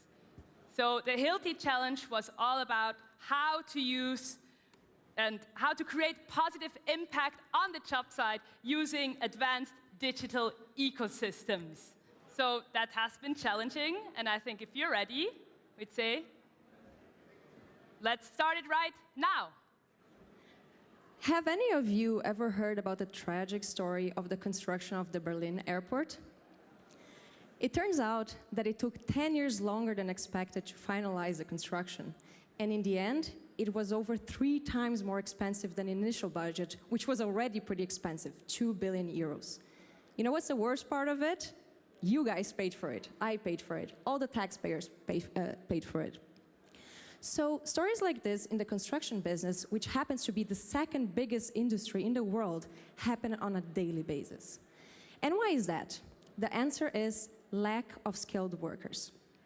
So in the last 5 years, it turns out that the job offerings for skilled workers more than doubled. However, a very small fraction of these positions actually were filled. And the expectation is that actually in the next years, this problem will become even harder. So it's expected that we won't be able anymore to attract and retain skilled workers. So why is that a problem? Because even the workers that we already have, if they're unskilled, they suffer more work accidents, they have to redo the job over and over again, and that causes delays and extra costs. We will fix that with Doors and Windows, an open platform that will educate workers in the construction industry. So let me take you through a travel through how we do this. We will connect the 3 main stakeholders in the construction industry. These are individual users, people that are willing to make a career in the construction industry. SMEs, such as contractors and subcontractors, that are also willing to upskill their current workers. And finally, training providers. And Doors and Windows opens as a link between these 3 pillars. So let's get started. Do you want to train or get training? John Doe here, he's an operation manager in the construction, and he wants to upskill his workers. So he goes into the platform and he selects what are the courses that his team should learn. For example, he can select an online course for his team, or he could also select an on-site training provided by experts. On the other hand, we have Edward. Edward is a very young guy. He still doesn't have a job, but he really, really dreams to become an electrician. So he can start, for example, by searching fundamental electricity courses in our website. And after a while, after having performed and participated in a couple of courses, then our algorithm will generate personalized suggested courses such that Edward can really, really boost your career plan. So what we offer is actually a platform for 4 main package users. But what we really want to focus on is on the youth. We really want to attract talent. So for the youth, people below 20 years old, we actually offer these services for free. And these services include both online and on-site training, and also in multiple languages. So you might ask, okay, how is that different from, for example, Coursera or other online educational platforms? Well, most platforms are actually very, very general. So they're not focused in construction. And on the other hand, we have a few platforms that are focused in construction, but not in education. Our platform is the first platform that offers a hybrid service, online and on-site training, specialized in construction. So how do we see ourselves also going on from here? Well, as we speak, we are actually already partnering up with training partners and users and engaging them in our platform. such that in 5 years from now, we imagine that we'll have more than 5 million users in the EU alone. And that's when we start also our global expansion. And finally, in 10 years from now, we can really foresee a future where we have more than 100 million users worldwide. And by this time, of course, new technologies will have arrived in the construction site, such as semi-automated systems and digitalized technologies. So therefore, new skills will also be needed and new training. So I just want to say that our values here is really about fostering transparency in the industry, in this construction industry, such that everybody can have a better accessibility and sustainability in this workforce. And I'm not just saying that because it's a great business case for us, but because we really, really believe that this market hasn't received enough attention and education, and we believe that education is the way to go. And don't take my word for it, we already have partners in the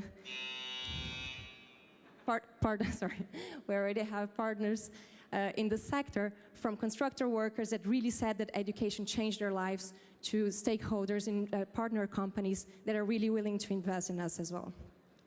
So with this, I would like to thank you for your attention. Doors and windows, learn it, build it.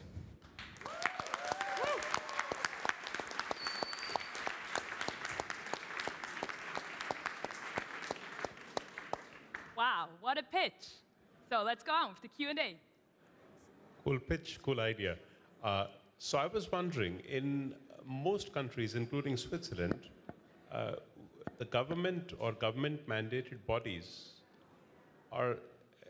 take care of the standard and provide the training. So do you partner with them, do you compete with them, or do you become them?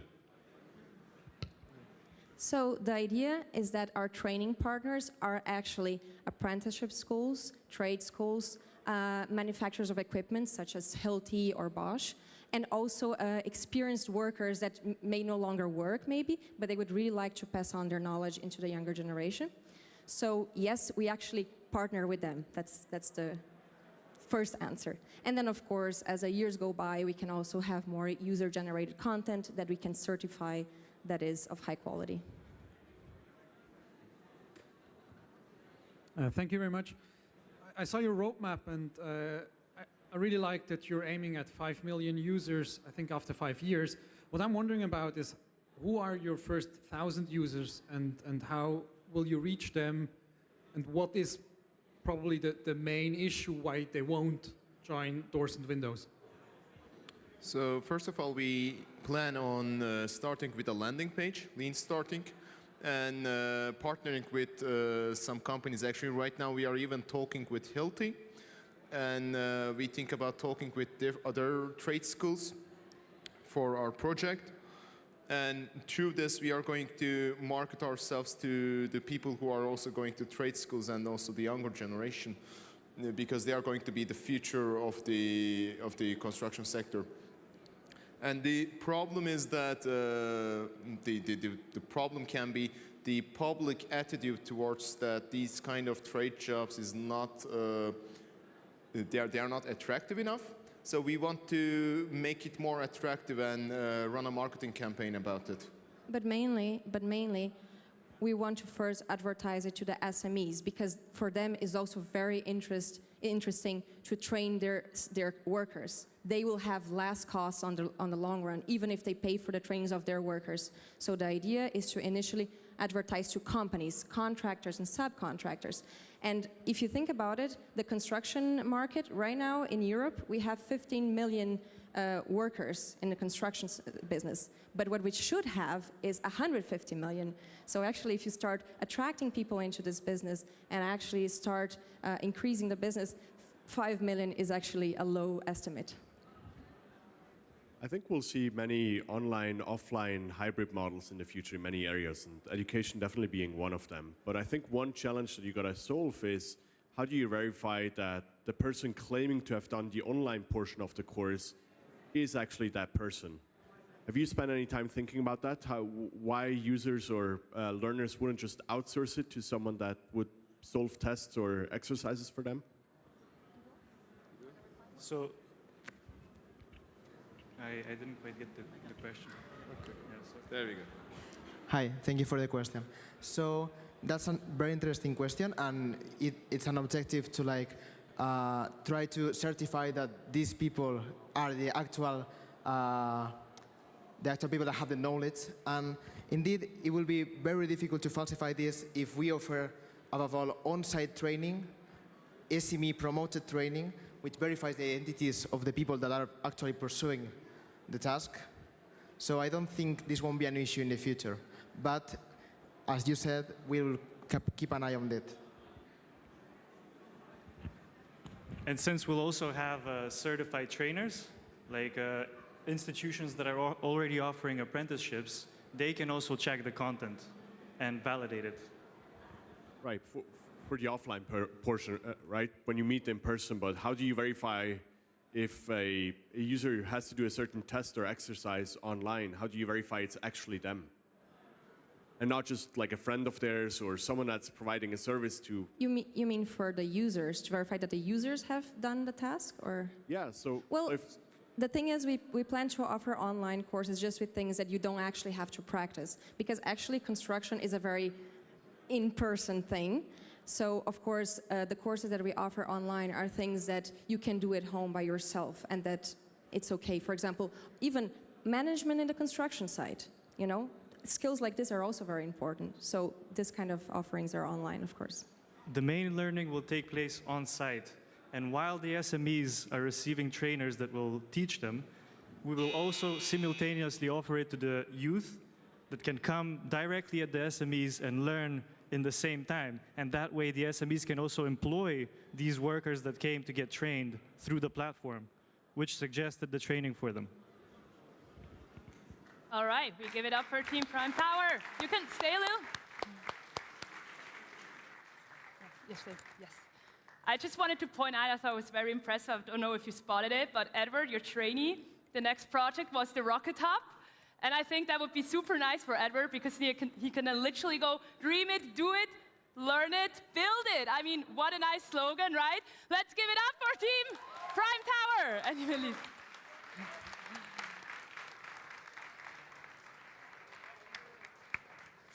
Just put it there.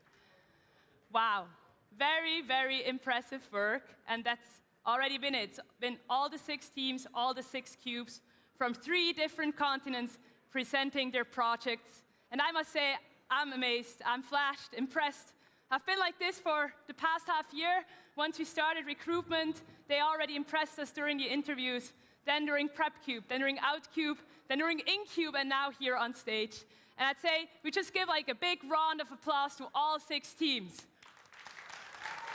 Woo! Yeah, let's give it up.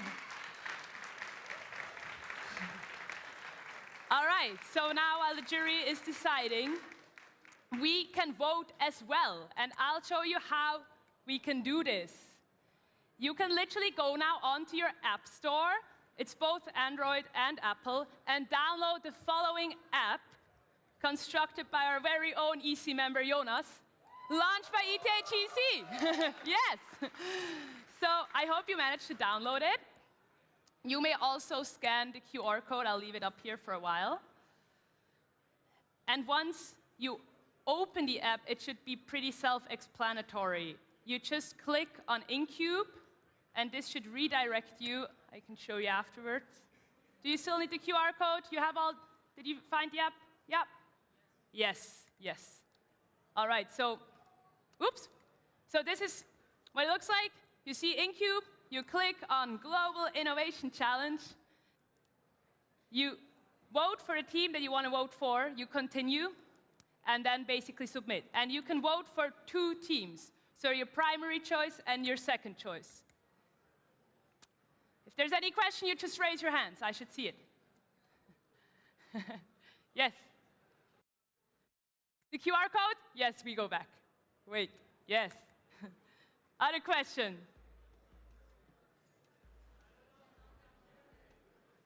I'll go, yes, I hear you.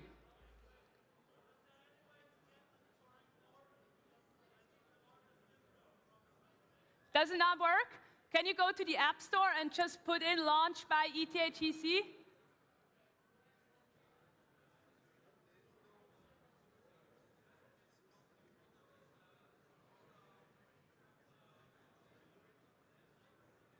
Does it work? Oh, the internet is slow. So yeah, we have time.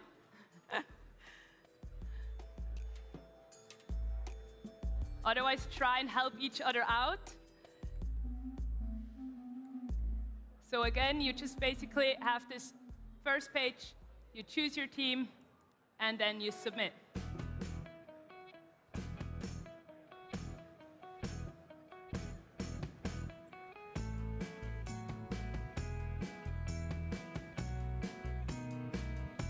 Did it work?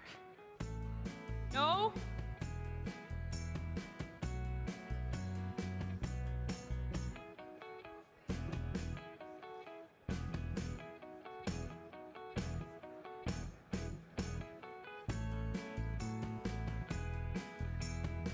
Yeah. What? Their challenge? We actually don't have a slide like that. But so, yes, I can repeat again maybe, just if you don't know it, the challenges. So the MIT challenge was all about how to reduce health disparities that arise from the social determinants of health. Then we had the Prime Tower challenge sponsored by Hilti, which was how to create positive impact on the job site using advanced digital ecosystems. Then we had the challenge from the cubies at ETH Polyterrasse, sponsored by Siemens, which was all about how can we merge buildings and mobility with smart infrastructure. We also had the challenge in South Africa, which was all about creating property rights for the digital economy using blockchain. And we had the challenge in Lugano, sponsored by Microsoft, which was all about how can we leverage space technology to improve the local quality of life. Yeah.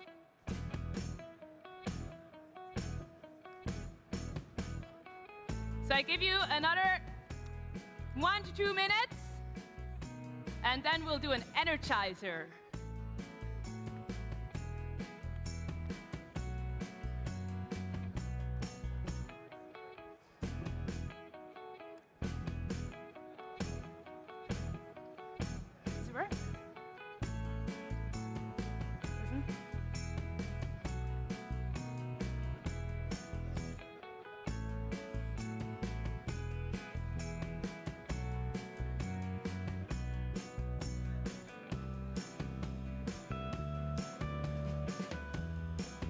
Seems to be a little harder with the iPhone than it is with the Android phones, right?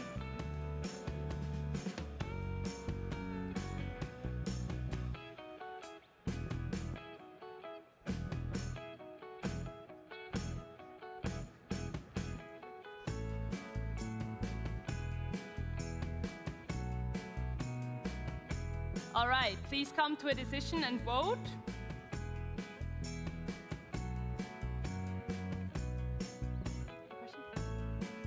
Back.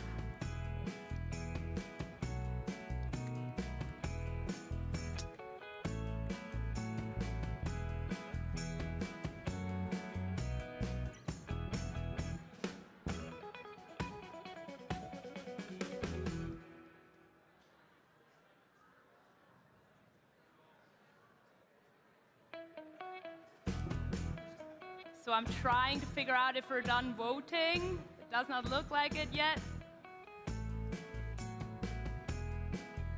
Please help each other out if you see someone struggles to find the app or log in.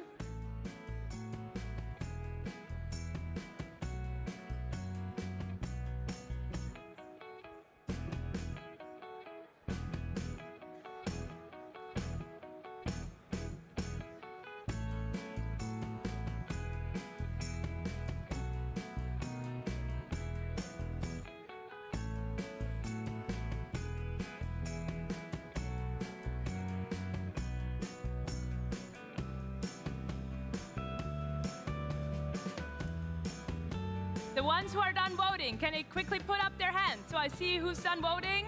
Who's done voting? Ooh, many people. All right, 30 more seconds for the rest. Let's go.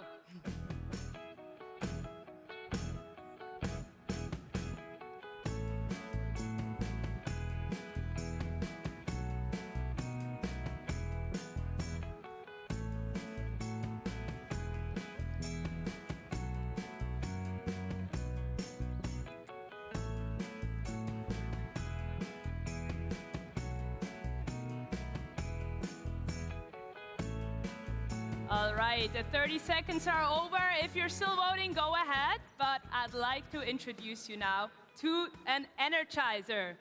And energizers is usually what we did when we wanted to give energy to the cubies who were struggling, who were ideating and just a little drained. So we would go outside and do an energizer, and that's what we're going to do now because we've been sitting here for a very long time. So the first thing that I'd ask you to do is to stand up. So we all stand up. And we applaud for ourselves for standing up because that's a big task to do. Very nice. Okay. And now, the energizer goes the following way.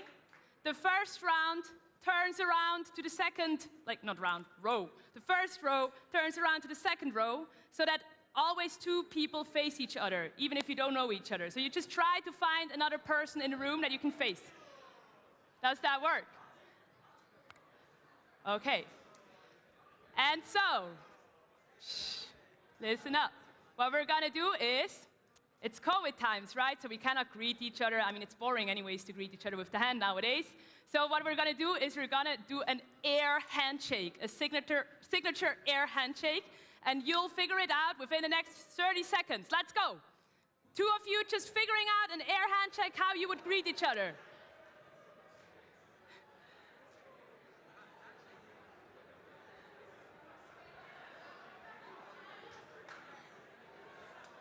Be creative, be experiential. Try to imagine you're a QB doing this. 10 more seconds to figure it out. You have one? All right, good. Listen up. So now you have this amazing handshake. You already know the person. And so what we're going to do now, you pretend you've never seen this person. You're going to do the handshake, and you're going to state one fun fact about yourselves to the other person. So handshake, and then you're going to be like, fun fact about myself, and then the other person goes ahead. So let's go. Handshake, fun fact.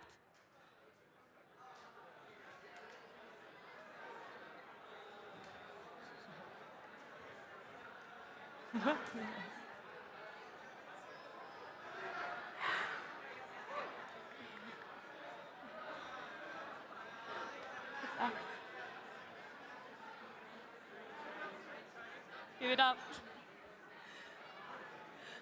Okay.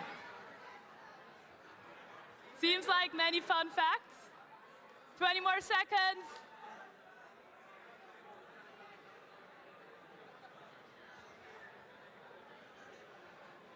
Try to come to an end.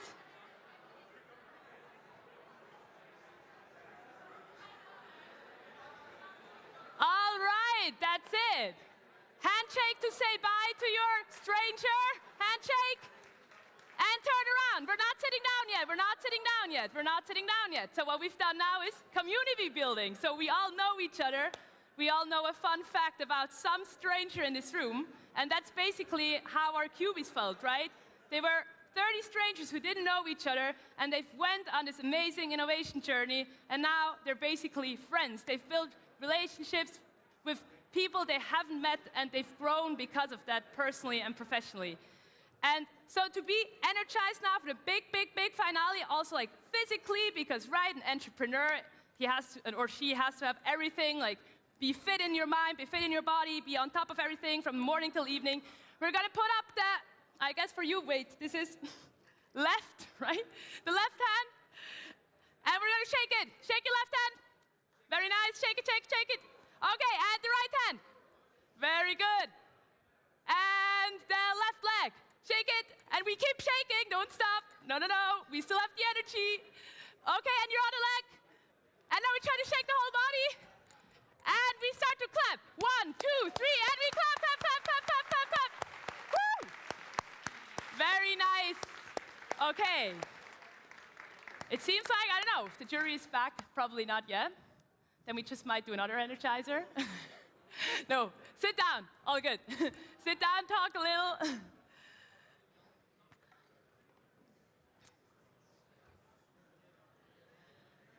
But yeah, as you might see, I'm #1 fan of energizers.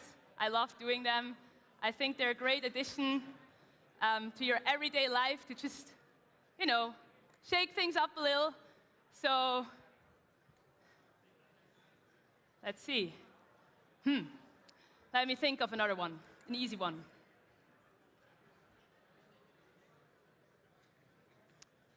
Do you know that one? All right. We put our 2 arms in front and 1 thumb up. So your left, right, that's always so difficult for me. It's your left thumb that goes up. And on your, I think this energizer is actually more difficult for me than it is for you. Your right arm is also in front, and your thumb faces like that. And now you try to switch like this, right? This is easy. You switch like this. Okay. And now you take this finger. Instead of the thumb, you take this finger. And now you go up, and with this you go down. Up, down. It's a little more hard. Actually, I think I'm doing it wrong. It's got some other way. Whatever. Anyways, it's like a mind game. Go Google it, I guess. It's actually really hard, but it seems like a little... Maybe we also just went out of our comfort zone. It actually seems to work. But no, I don't need water. All good. All good. All good. Yeah, no. Are we good? Yeah? We're good? We're ready? We're ready? What are we going to do?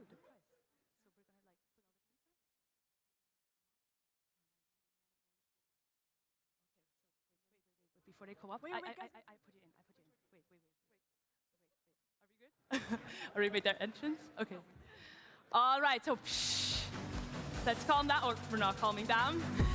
All right, let's get in the spirit and welcome the jury on the stage. And let's clap, clap, clap, clap, clap. All the energy from the Energizer. Welcome to the jury.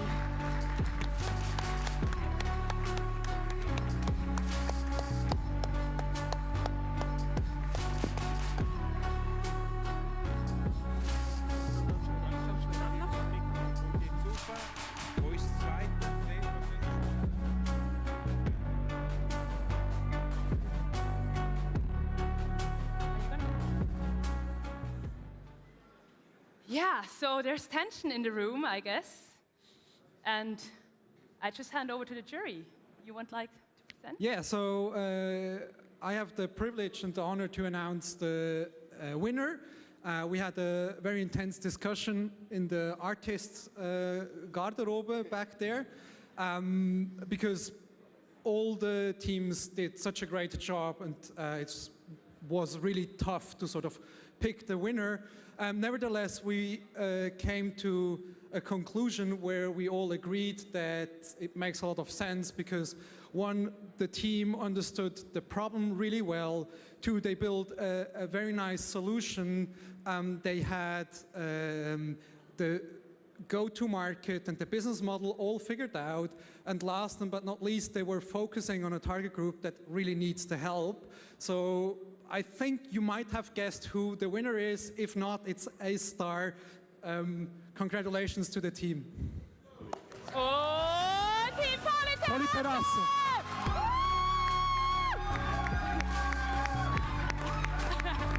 Let's come up here together with your facilitator.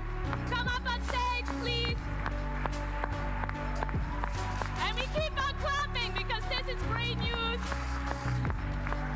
Woo.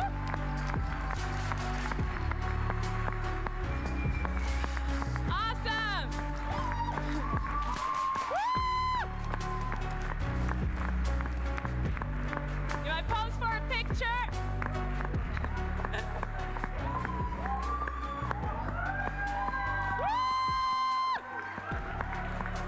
Does he come?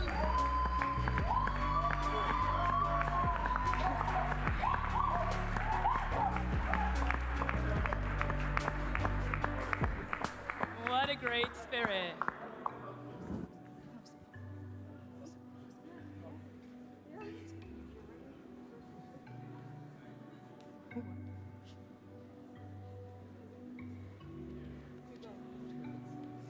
Hi guys, we're super excited.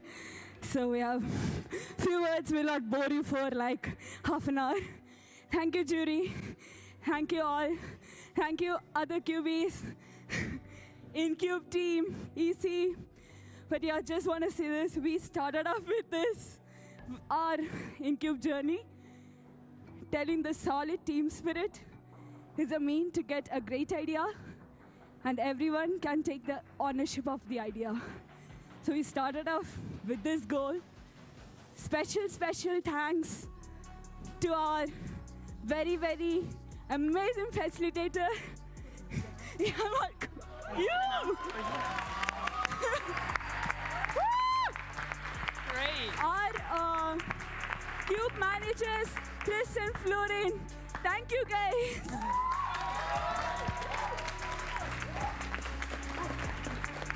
Our sponsor, Siemens. Thank you so much for guiding us. Hey, Siemens! Yes, let's give it up for your sponsor, Siemens. Thank you, Natalie, for the cookies. Always. Thank you so much, the entire team. Thank you. Yeah. Cool. We're very happy that you're so excited. You still want to add some? Yeah, Still have one last thing to add, and that is our special song about InCube. Are you guys ready? Oh, we're so ready. Go give it a go. Okay, we can... Seeking discomfort, that what was it all about? You want to go join? Please. Go join. Support your team. Okay. Are you ready? Ready? Okay. 1, 2, 3, go. We are the Cube. We are the Cube. We go with the hands. We are the ones to make a better world. So let's start pitching.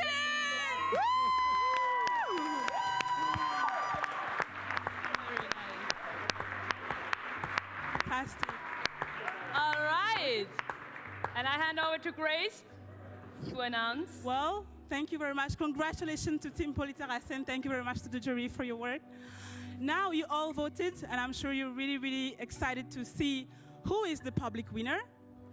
And the public winner is Team Lugano.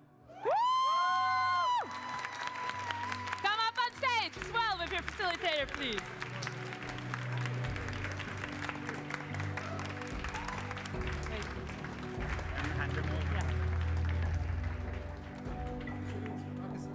Go on stage, let's go.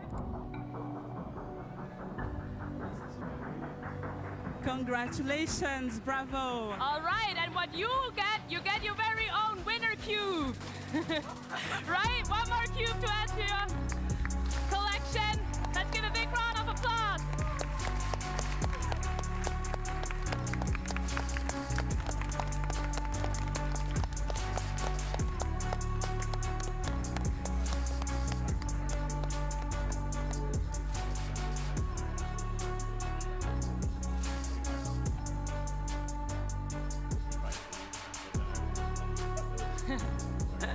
Wow, I really can't believe this is the end, right? You've done incredible work, and I'd say, Grace, I hand over to you now. Well, congratulations to all the teams, all the 6 teams that competed in the InCube Challenge 2021. You have exceeded our expectations. You worked hard. You didn't give up. Congratulations to you. I just want to finish up by thanking our partners. Obviously, this would not be possible without our sponsors who really help us make this dream we had in the beginning of the year a reality. So thank you very much to all our sponsors, our partners, for helping us continuing the InCube Challenge tradition every year. Thank you very much. And obviously, our Cubies had to eat, drink, etc. So we also want to thank our in-kind sponsors, because thanks to them, our Cubies were able to not starve. So thank you to all our partners, and obviously, thank you to the InCube team for an amazing edition of 2021. Congratulations. And now I will give it up to our president, Noel, who will close the ceremony. Woo!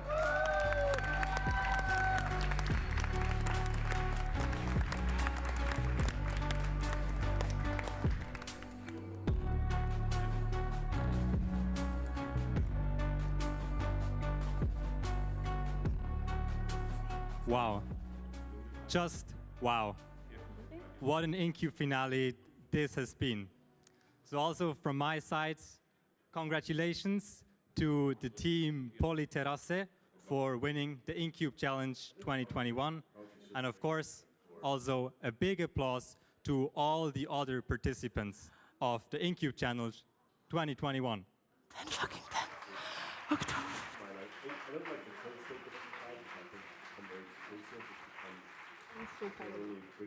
You have to know, I actually joined the EC 2 years ago when I attended the InCube Final back then. And when I left this event, I felt inspired by the passion that lied behind this team. And at every event that we do, we try to convey this passion and this entrepreneurial spirit also to you. And I really hope that tonight you could feel this spirit as well. Giving a talk at my class. And before I close the ceremony, there are a lot of thank yous that I need to say. First of all, thanks a lot to Stage One for having us tonight. Thank you to SmartTech for taking care of all the technical aspects of launch tonight. Thank you to the Gerber Drüff Stiftung for supporting this event financially. Thanks to the AI Center for being our main partner for launch. And of course, thanks a lot to all the other sponsors that were involved at launch. The point remains that you can all see them on this slide here. I think they've contributed to this amazing conference that we've had tonight. And then I also want to thank our partners that we have of the ETH Entrepreneur Club. They support us in so many ways, and you can see them on this slide here, and also on this slide here. And even the countries don't really recognize that.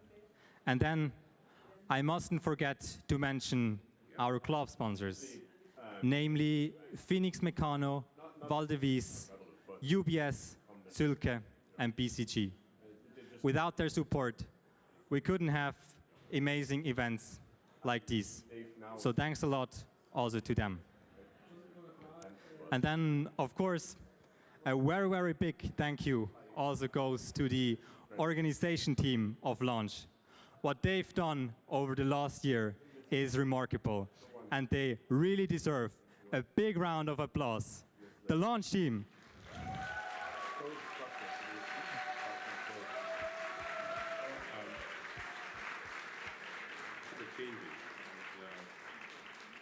And thanks as well to all the busy helpers that made sure that everything ran so smoothly tonight. We truly have the best committee here at the EC. And last but not least, I also want to thank you, dear audience, for coming here in order to see and appreciate everything that we do. We would love to welcome you again at some other events that we do.